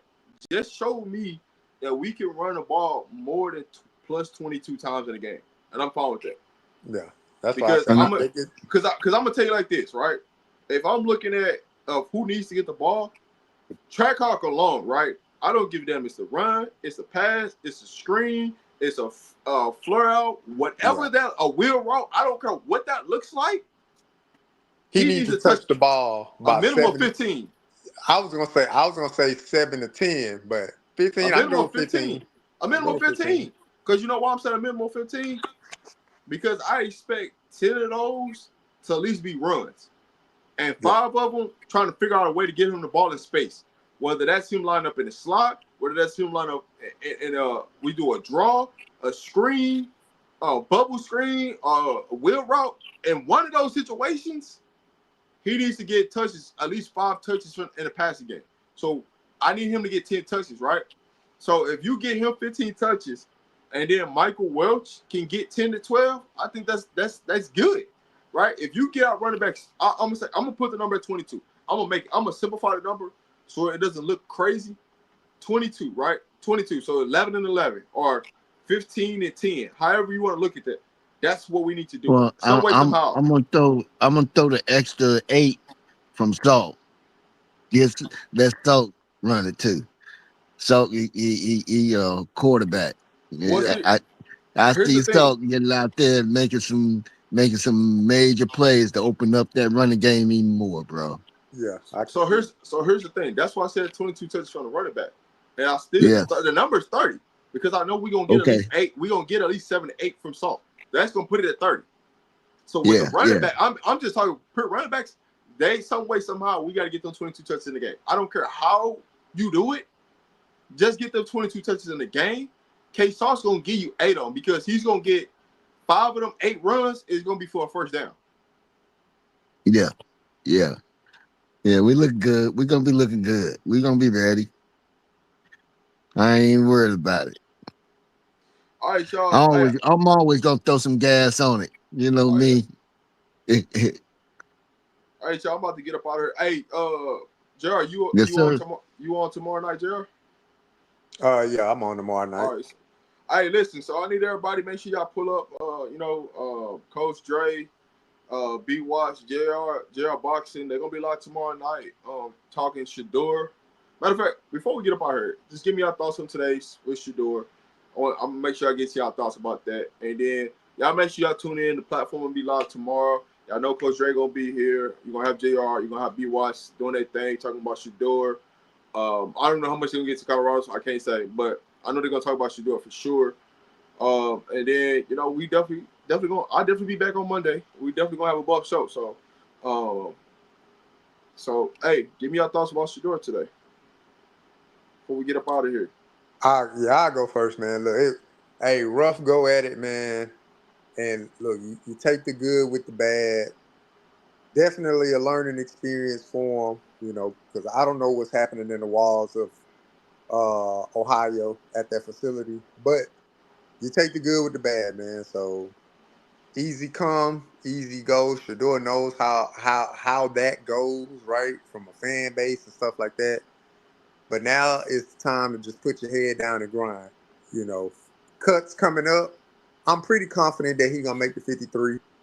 So now it's just time to, put the time in, the grind to perfect your craft.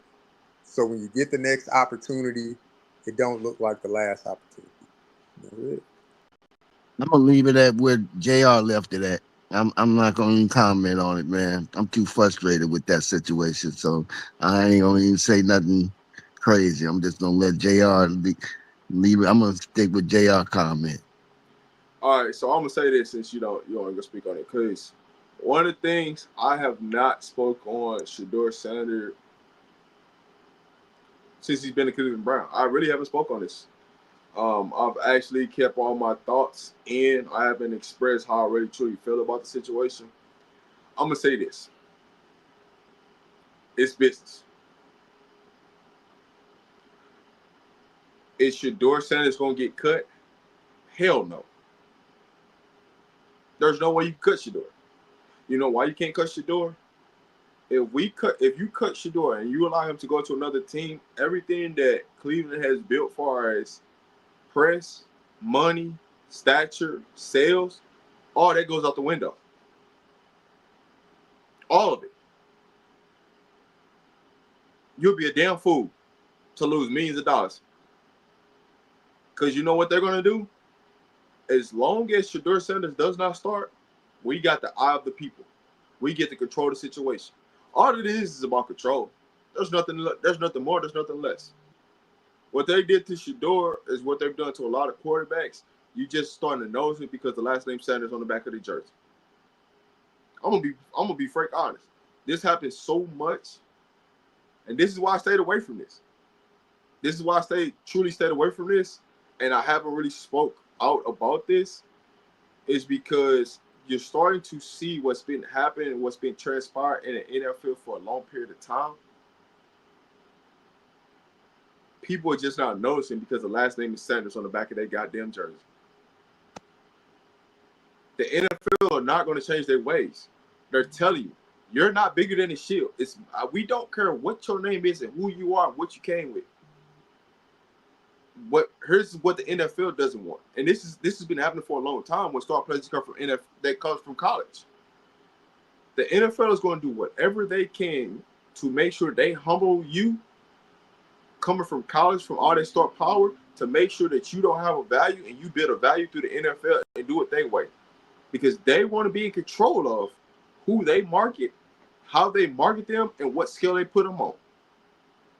The difference was, because of the way the NFL handled this situation, it's put it on a different platform.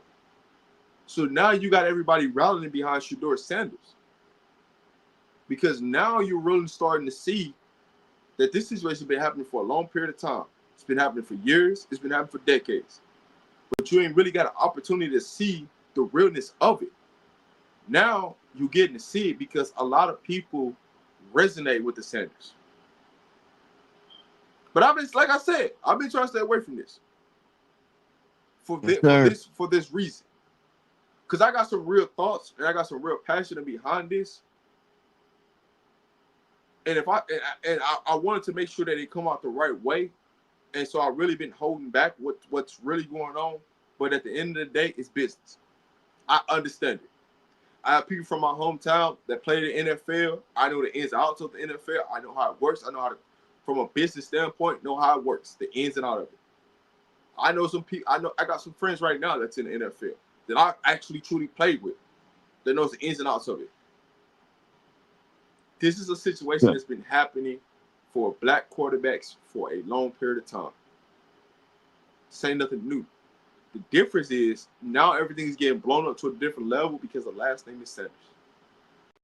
So what I'm gonna tell you is don't take it personal because it's business. What I will tell you is what they're doing to Shedeur is personal more than it is business. Because they already made a decision that, hey, we chose quarterback A, you're quarterback B. We're going to give quarterback A every opportunity to be successful, and we don't care what it looks like. We don't care if we give him the best receivers, the best offensive line, the best things. What you don't realize is Shedeur was built for this before the moment even got here. The book, the story, everything's already been written. The difference in the matter is you got the entire world riding with Shedeur because of the nonsense of what's going on. But what I'm going to tell you is the more you buy into the negativity of what they want you to buy into, the worse the situation going to get. I'm going to say this again. The more negativity you buy into this situation, or what Cleveland is doing, they are winning in the end because it's going to keep them off the field longer. Just support them. Just appreciate what's going on. Just appreciate they giving the opportunity and keep uplifting Shedeur. I'm telling you this for a reason. Because the more y'all keep doing this, the more they're going to sit back and they're going to just keep rubbing their hands like, we got them, baby. We got them. It's going to be funny how things going to work out and how Shedeur is going to play. All you got to do is just sit back and be patient and let everything play out. I promise you. Shedeur is going to start before they want him to start. They just don't realize that he's going to start before they want him to start. Because what they're trying to do is they're trying to keep him down as long as possible. Just saying. But that's the bag I didn't want to get into because I got some real thoughts about it. And I really got something real to say about it. But I don't want to keep y'all here all night because I'll really get into this whole subject about it. And what I'm gonna tell you is they got that what they're doing right now is they got people in they got people in a situation exactly where they want them to be at.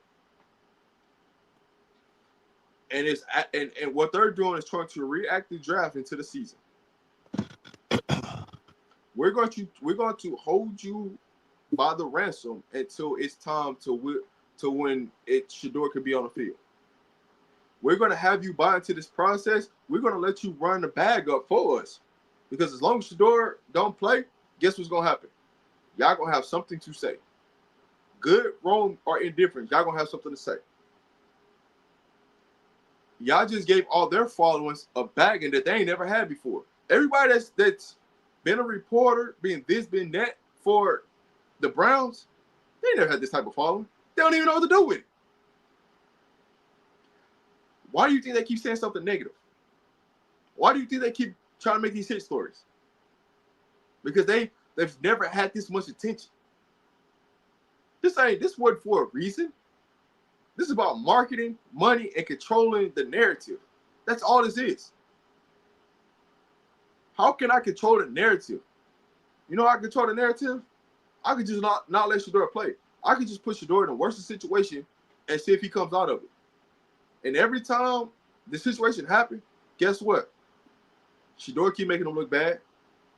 Shit just keep coming down. Right? Everything that they keep trying to do with Shedeur is going to fail against them. He's going to rise from it. Totally agree. But I'm going to tell you this. They can't afford to cut Shedeur. They don't even want to trade him. You know how many teams that take Shedeur right now?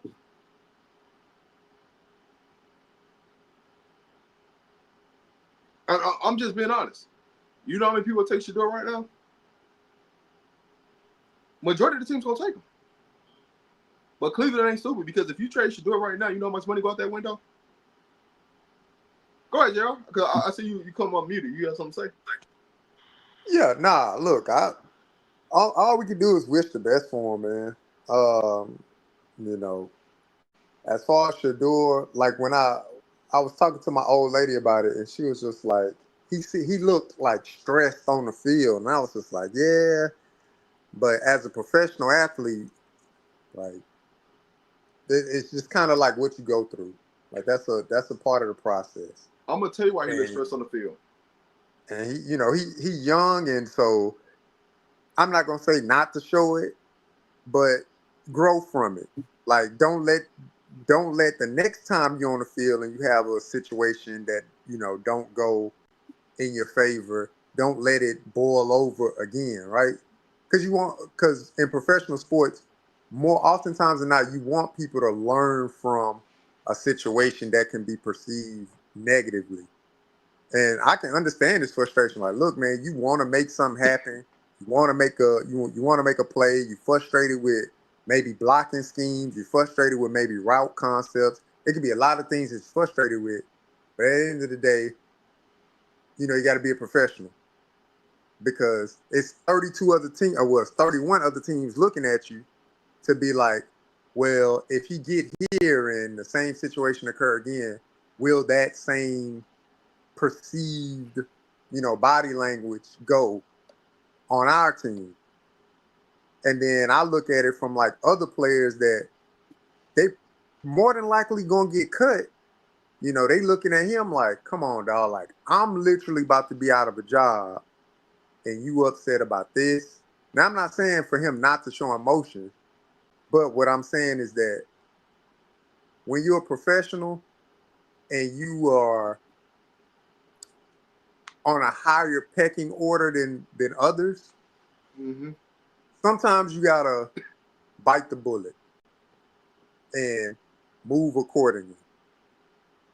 Because to me, it wasn't a good look. Like, I understand, like, he was frustrated, but it wasn't a good look. And the odds could be stacked against you. He didn't get no reps. He was hurt, so he didn't get no reps. He probably didn't even know who he was playing with. He probably, some of them dudes on the offensive line was, probably mixed in, got cut through the week, brought in, all kind of things that happen. That just happens with professional sports. I'm gonna say this to this, right? I get it. People say he was frustrated, this, that, the third. What I'm gonna tell you, this whole situation was the only reason why he looked that way. It was more he was disgusted with the organization for what they just pulled.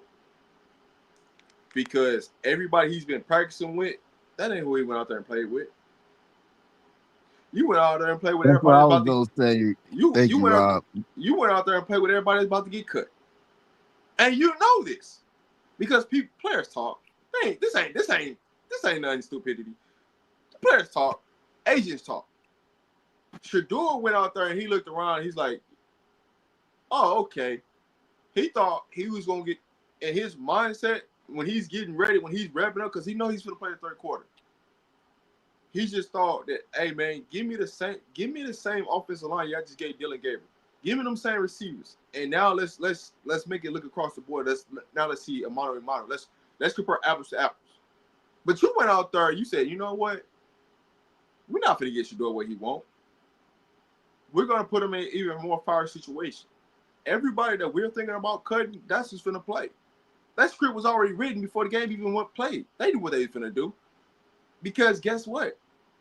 All they're doing is sit back and they're watching everybody that uploads a video that type in Shedeur centers.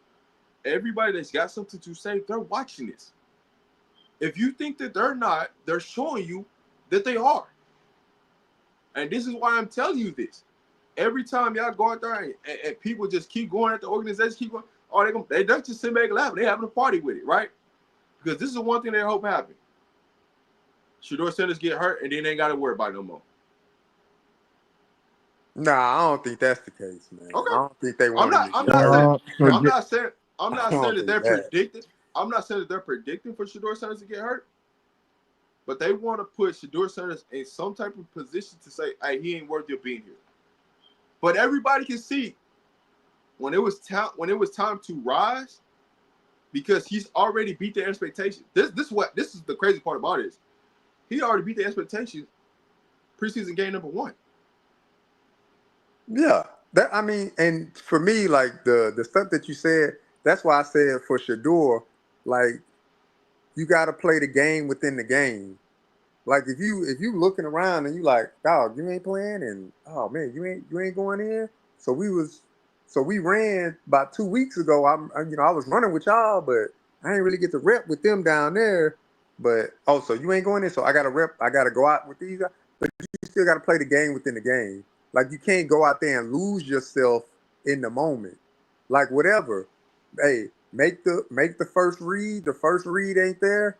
I don't need you losing 15 yards trying to make a miraculous play.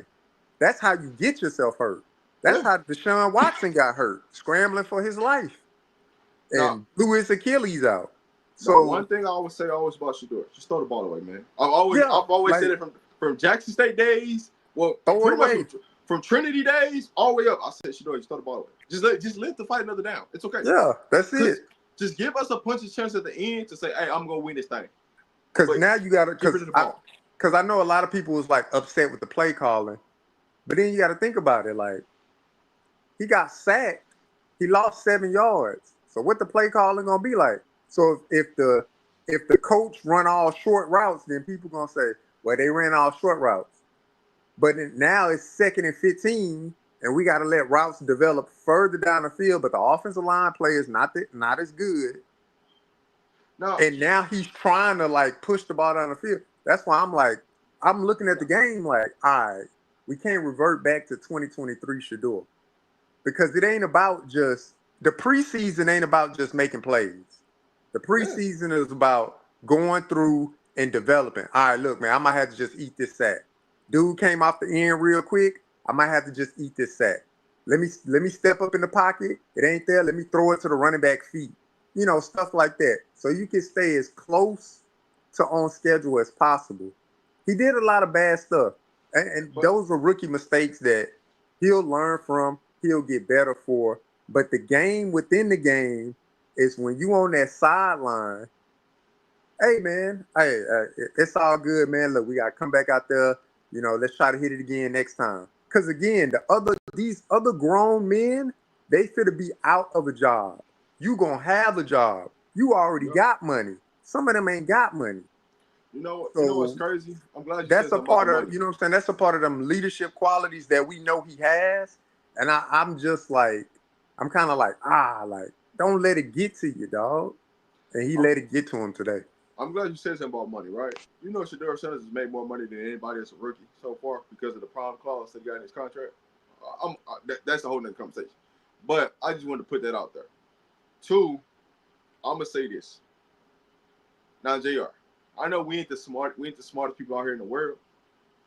What's one of the favorite calls that they like to run when it's 2nd and long, right? They like to run a draw play in the NFL, right? Yeah, draw a screen. Yeah, How many of those play calls were called when Shedeur Sanders was in the game? I don't look like none. I Okay, think. Well, so no. Let me take that back. They ran like 2 draws. I did remember seeing like 2 draws. Now screenplay, I ain't see no screenplay set up though. With no so screen call. so with that being said, right? Do you realize that they really weren't trying to run the offense for Shedeur, and they was just like, "Hey man, you just go do something, and we gonna figure it out from here." But when you seen Dylan Gabriel out there, everything was scripted for him. I don't know if I can buy all the way into that, man. I want to say that they had a set of plays for Shedeur to go in and be like, hey, man, let's see how these plays go. But, in football, like a lot of stuff got to happen. Yeah, The snap got to be good. The left tackle, right tackle, guard, center, like people got to hold their but blocks for a specific. Receivers even got to win on routes. Like a lot of that stuff didn't happen. So if that don't happen, like it's okay to just move on. It's okay. But Like even I'm when not. stuff, but my thing This of not it a regular is, season game, so this win or loss doesn't matter. What matters is how you go about progressing, looking through. All right, my first read ain't there, my second read ain't there. All right, throw the ball away. Scramble, throw the ball away. Don't scramble 20 yards and then still lose 4 or 5 yards. Don't do that. but why put him in that situation? What, as far as like the play call? Look, Yeah. the offensive Why? coordinator, Because only thing. here's one thing I do know, right? When you know that you got a terrible offensive line in front of you, what most coaches invite their pass rush to come up so they can run something right underneath it. That's one thing I do know, right? In the NFL, that's one thing I've seen done too many times, right? The second piece of it is when you know you got a tremendously bad offensive line, they roll the pocket. It's some type of bootleg, some type of action like that. That's what I really didn't see. Yeah, but when I It's go ahead.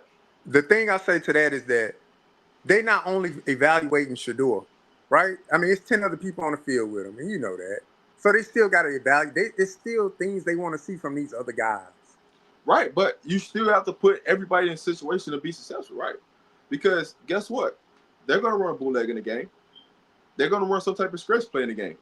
They're going to run a draw, a screen. These are certain things that you're going to run in the game.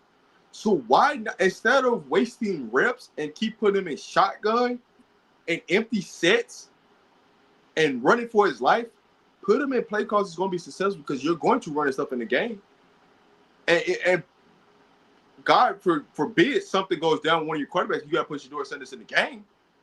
These are things that's going to happen. So you just went out and wasted a bunch of reps on a bunch of bull crap. That's what you did. I mean, look, if you're saying it for Shedeur, then yes, wasted reps. No, I'm talking about But for everybody. again, for Because the other, if you're going to add these people onto the roster or potentially fighting for a job, why not put them in something that you more than likely are going to run so we can see if they can handle that? Instead of wasting reps and putting it everybody, because it's not just Shedeur. It's about the 10 other people out there too. So yeah, So when you put them in a bad situation and you put Shedeur in a bad situation, that basically saying you're canceling everybody that's on the field right now. It doesn't matter. but it's about what they evaluating. So we don't know what they evaluating. So we can say the play calling looked bad, from the naked eye. And I agree, the play calling, it looked a little suspect. I'm not But even talking about the play calling. I'm talking more of the scheme of it, right? What you're doing. Even the scheme, the scheme gonna be vanilla. It's not gonna be a typical. It's gonna be a vanilla. It's gonna be a vanilla scheme. We know it ain't gonna be in depth. They probably went over maybe 20, 20 something odd plays with Shedeur. Hey man, you gonna play the third, maybe into the fourth quarter. So we gonna go through about 20, 25 plays or something like that, because they, trying to estimate of where, like, all right, this is typically how many plays could be ran within a quarter and a half. Yeah. So they looking at stuff and they evaluating stuff to just trying to see.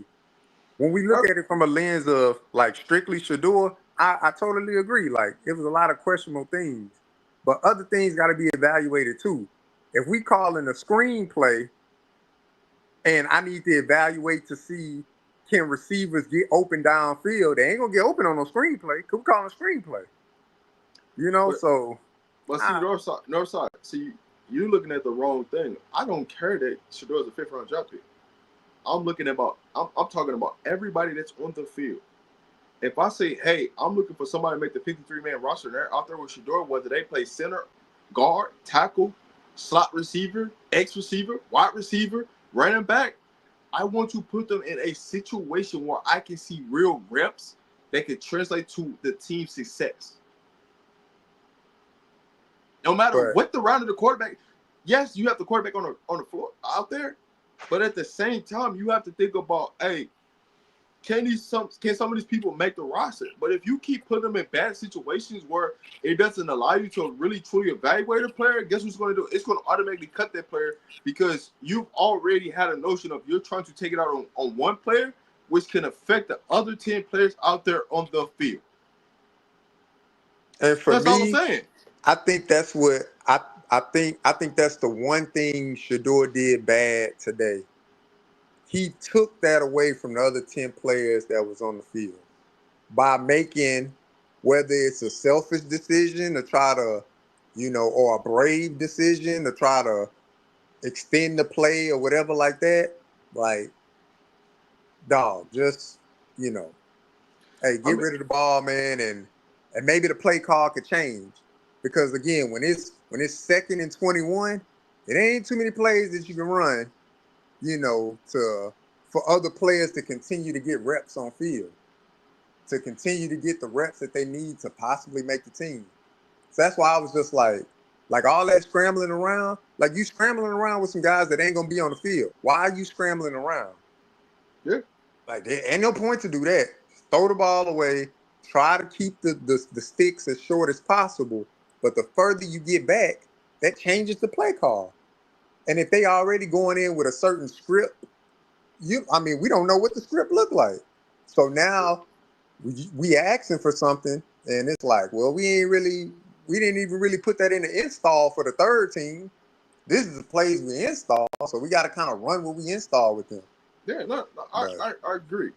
Now, Northside, you could tell me all day because the facts of the facts is he's a fifth round pick, right? I mean, a fifth round pick. Here's what I'm gonna tell you: if you have no intention on keeping him, then just cut him. they So not you gonna can cut him. no. You can say he's a fifth round pick all day long, but what I'm gonna tell you, what they're not gonna do, they're not gonna cut him. They're more likely not gonna trade him. So this notion of just saying he's not a fifth round pick, you might as well go ahead and give him good reps, right? Put him in situations where he has opportunity to have good reps. Because the notion of it is you're making money off this fifth round draft pick. You made more money off this fifth round draft pick than you have ever made in history. So Shedeur with gonna that get being, he gonna get so reps, man. He gonna be fine. I'm not worried about. I'm just taking it from just a preseason right now. I know what's going. I'm not even worried about what's going to happen in the future because we know that's going to happen. I'm just saying from this standpoint, right? You saying that they don't care? They care because if they really truly didn't care, he'd have been cut right after the game. Nah, they ain't gonna do that. Cut him right out. I'm just saying, but that's how the NFL work, right? After the game, certain teams already cut 12 players. If they feel like, hey, he's a fifth round draft pick and we want to stand by that notion, guess what? He'd have been cut. I guarantee they don't cut him. Try to put him on a practice squad and see what happens. Nah, I Cut don't him, think they gonna cut him. cut I him, or think try to put him on. Cut him or try to put him on a practice squad. See what happens. I think they're gonna. Me personally, I think they're gonna keep him on the 53-man roster, but he's not gonna dress. Like we gonna see Shedeur in street clothes for a lot of the season. And I think maybe towards the latter end of the season, then you'll probably see them dress, just depending on what they season looking like. But if they not in contention for no playoffs or nothing like that, then you'll see them dressed out and stuff like that. But if they put them on the 53-man roster, they doing them a favor. Allow them to come in, allow them to still get work, be active, get reps against the first team defense of Cleveland, give Cleveland defense looks, and let him perfect and hone more on his craft. Oh, he's gonna. So I think You they ask, could do. I think they'll do that. you asking how he's gonna get reps? He's gonna be the scout team quarterback. That's what he's gonna be. They Yeah. ain't gonna tell you that. They ain't gonna publicly come out and tell you that. But that's who's gonna be the scout team. See, they can't. See, here's the thing. They can't put him on a practice squad because if you put him on a practice squad, that means he can go sign with anybody. Yeah. If somebody call, I promise you, if they try to put him on that practice squad, his phone gonna ring before he can get to the practice squad. You ain't gotta worry about that. So from that notion, the only thing they can do is try to put Dylan Gabriel on the scout team and hope that nobody try to call for him. Yeah. But you try to push Shedeur Sanders on the practice squad, guarantee he ain't gonna be in Cleveland. Don't worry about it. Because He ain't gonna be in typically, Cleveland. typically, I mean, for a team to keep 4 quarterbacks going into the season, that's kind of taboo. Like why are they doing that? But you're looking at Joe Flacco, older and longer in the tooth in the NFL. Injuries happen 100% of the time in the NFL, so that's the thing. Then you got Kenny Pickett coming into the season. He not even healthy, so he's still nursing a hamstring, trying to get himself back together. Then it's Dylan Gabriel, a rookie. So they got some confidence in him, but not enough to just be like, well, we only gonna keep 3 quarterbacks on the roster. Then they go with another quarterback in Shedeur. So Yeah, you got it. You got to heard keep Shedeur. you've heard Stefanski say it. You heard Andrew Berry just say it today. Look, we not it's not off the table to carry 4 QBs bro. into the season. So obviously that's a topic of conversation within that building to say, look, are we serious about carrying 4 QBs into the league season?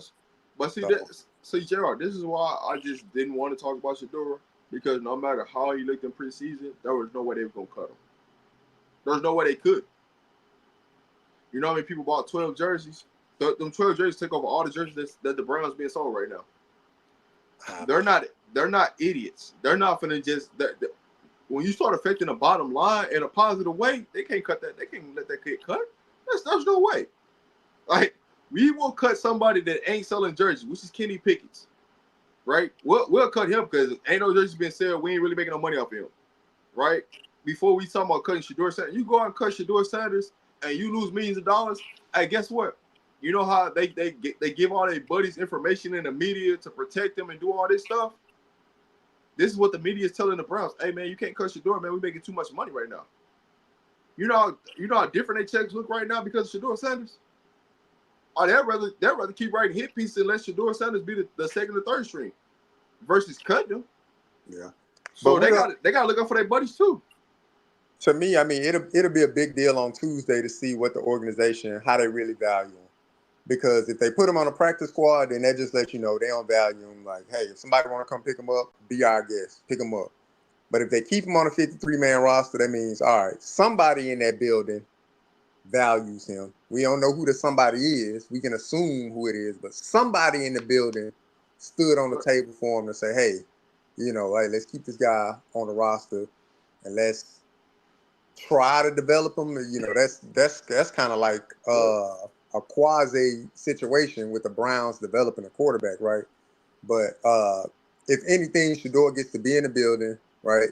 He gets to be in the meeting rooms, and he can help put himself in a better headspace by, all right, man, let me continue to grind, so my opportunity comes. Because what we know about the Browns, over the last 2 years, they didn't play like 9 quarterbacks. So he'll get a shot. Oh, he gonna get a shot. That's one thing I ain't worried about. He gonna get a shot. But I'll say to Northstar's, to your point, Shedeur should sign with the UFL. There is no way that the NFL is gonna allow it to happen. You can say that. There is no way the NFL let that happen. And with the situation of the Saints in, the situation that the Rams are in right now, they wouldn't even let that happen. He assigned to an organization, so him going to sign to the UFL, it's just it ain't gonna happen. As much as we'd love to see that happen, well, here's the thing, because the reason why you don't want that to happen, you know how much money the UFL is gonna make if that happens? That the NFL just lost? The NFL ain't finna let that happen. You know, any stadium that Shedeur plays in, that's sold out for the entire season.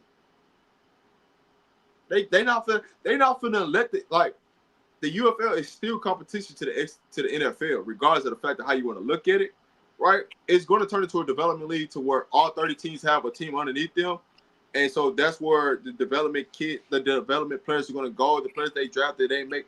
That's where they're going to end up going. That they're going to end up going to. It's going to be their minor leagues for the NFL.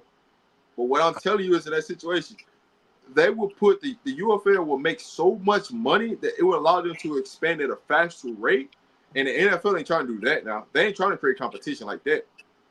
So I just couldn't see that happening. Yeah. I saw one of the comments that you put up, Donnie C was saying, like, playing on the scout team, he got to learn other. Like, I mean, that's true. Like, playing on the scout team, look, you got to get a first defense, a look that they going to be seeing against the opponent.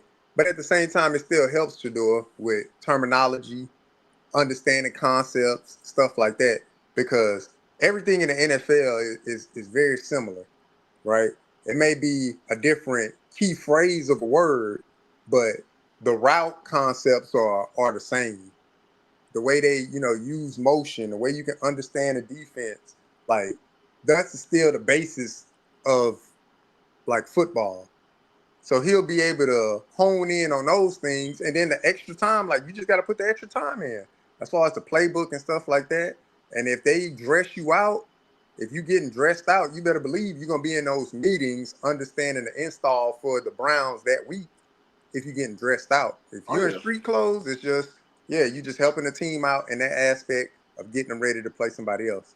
So I mean, I think it'd be important for him to be on the scout team just to continue to play football. Because if to me, if he goes to like the UFL or something like that, man, it ain't no different from him going to the UFL to what we saw today. Like Mm-hmm. guys he played with today, that's UFL talent. Yeah. So if he go to the UFL, we talking about again guys having problems blocking. We talking about possible guys having problems getting open downfield. Like you don't see a lot of I think for NFL quarterback or UFL quarterbacks getting called up to the NFL. You don't see it. You may get you one only or two. yeah, you get 2 to 3 each year. But what I will say, if Shedeur Sanders was to pull something off like that, I think you would see better talent following him there. Because somebody has to be the leader, right? You would see a lot more backup situations happen, but you have to think about it. How much money do the UFL have to pay, right?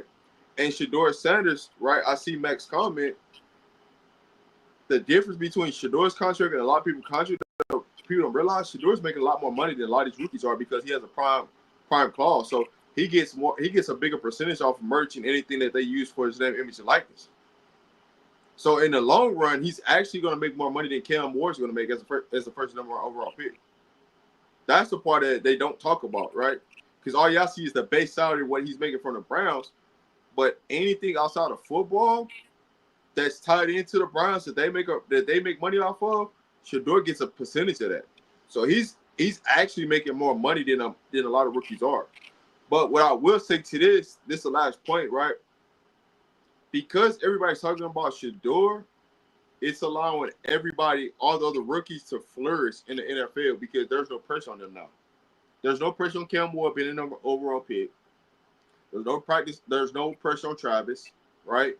And any other first round pick per se, because Shedeur is getting all the attention, and so that's part of the reason why people want Shedeur to stay in Cleveland.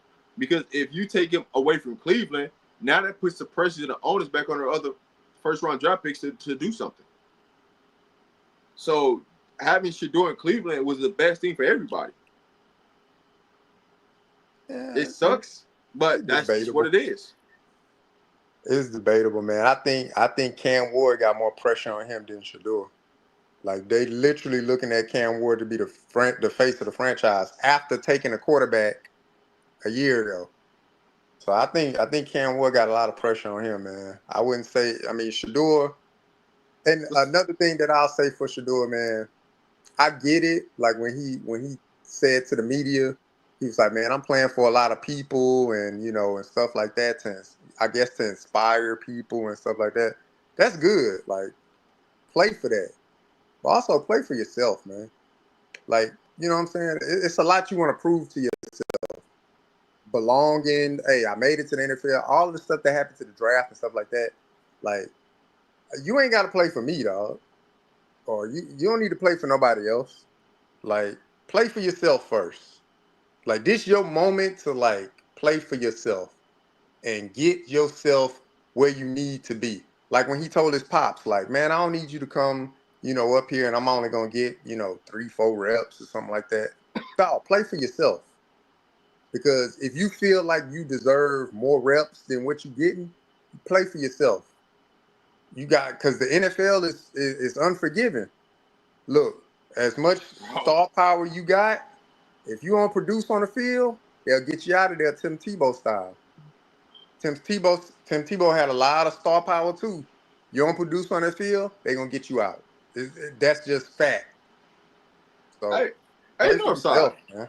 Why do you want Shedeur and Shiloh to get cut so bad? Why do you want them to go to the UFL so bad? Shiloh's not getting cut. He's going to make the 53-man roster. He brings a lot of value to the Bucks more than you realize. He's going to play special teams mainly. Um, and one thing if you've ever been watching the Bucks, they tend to always have problems in the secondary where somebody gets hurt. So that's going to give him an opportunity to play. But I just don't know this notion of why you want them to go to the UFL. It makes no sense logically. I understand the purpose. I understand the reason. but logistics wise, money wise, it doesn't make sense. Yeah, I think Shiloh probably gonna wind up being on the practice squad, honestly. But it's nothing wrong with that. Like, just develop on the practice squad, develop, continue to hone your craft, stuff like that. But I think he end up on the practice squad, with the opportunity to maybe get called up during the season or something like that due to injury. But I think he ends up on Tampa Bay practice squad. But if another team come calling and they're like, hey man, we got a spot for you on the 53, obviously take that spot. But I think he'll end up on the practice squad, and I think he'll stay in Tampa just from a financial standpoint. Look, when you're in Florida, you ain't getting taxed, bro. No. So you collect, you know what I'm saying? You getting all your money.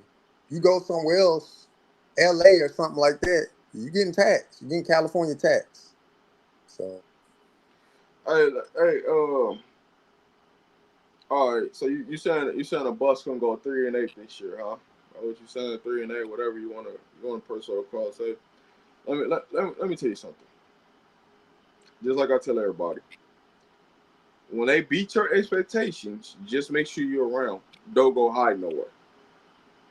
When they beat your expectation, make sure you're around. Don't go hide. Don't go change your name. I just want you to come here. All you gotta do is just own it. Once soon as they get that fourth win, just come here and own it. Right? It sounds good right now. Hee ha ha. The season about to start. But when they beat your expectations, I just want you to make sure that you come in here and you say I was wrong. That's all. I don't even got to go back and forth about that. Because I know that's a lot of people's opinion that they think that this Buff team is not gonna be as good, but the season right here, Georgia Tech's next Friday. Don't worry about it. yeah, But all right, y'all, man. Hey, man, we been up here kicking it for 2+ hours up on this live, man. Appreciate Jr. coming in. I know he's gonna be on the show with Big Watch tomorrow with him and Coach Dre. It'll be up on the platform, man. So y'all tune in. JR, man, give your final words, man, before we get up out this thing. First of all, man, hats off to you, man. Appreciate you, man. Hope it's all is well on your end, man. It's always a blessing, what I'm saying. You come up here, you kick it, man. Like how we started from day one. So, man, it's always a pleasure. You touching the platform for sure. absolutely, man. Look, one of the day ones, man, in the paint with you, man.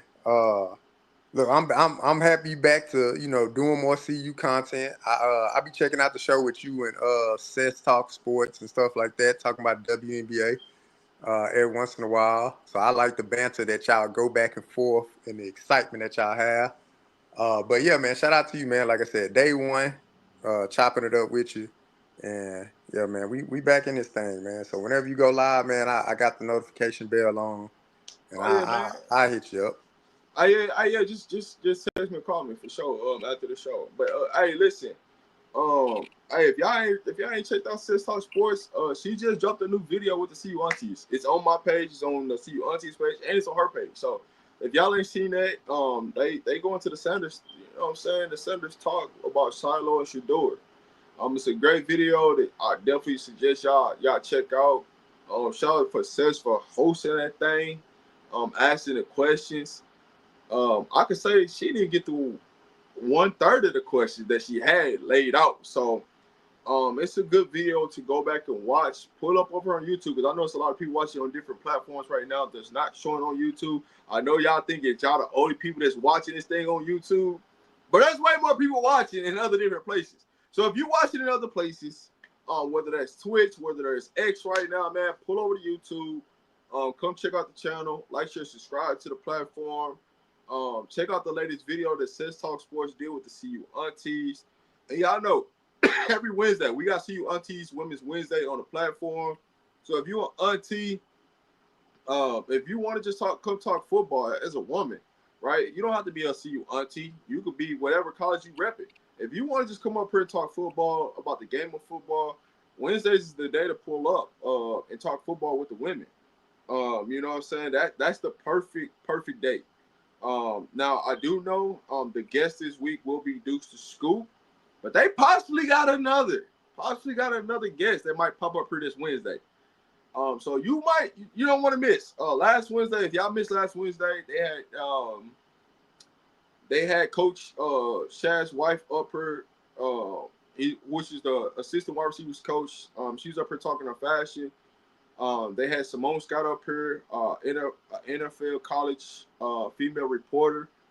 So if y'all missed last week's episode, that's on the platform as well for the CU aunties. Each week they bringing you some different new flavor to the show every Wednesday. You don't know who the guest is gonna be on here that's gonna come up here and have a conversation with the aunties or with the ladies that's on there in general.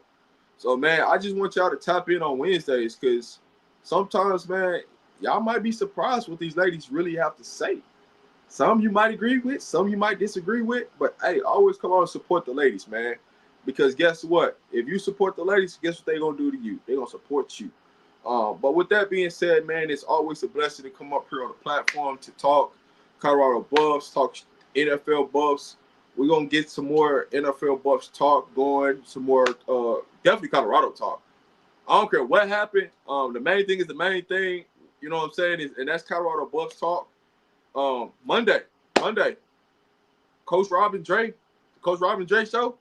We here. Pull up. Colorado game week. Georgia Tech time. I don't know what guests gonna come on with us Monday, but some guests might come on with us Monday. But if you want to join the show on Monday, hey, you know the link is always out there. You can come chop it up with me and Coach Dre. We'll be here Monday. We'll have a show Tuesday. We dang sure gonna have a show Wednesday because that's CU Women's Wednesday. But we might have two shows Wednesday. So we definitely have one. The CU Women's Wednesday will be at 8 p.m. Eastern on Wednesday nights. But we might have a day show on Wednesday, just because Coach Dre got preparation. You know, it's football season. He coaches, so we might get Coach Dre on earlier that Wednesday. But we will more than likely possibly have two shows.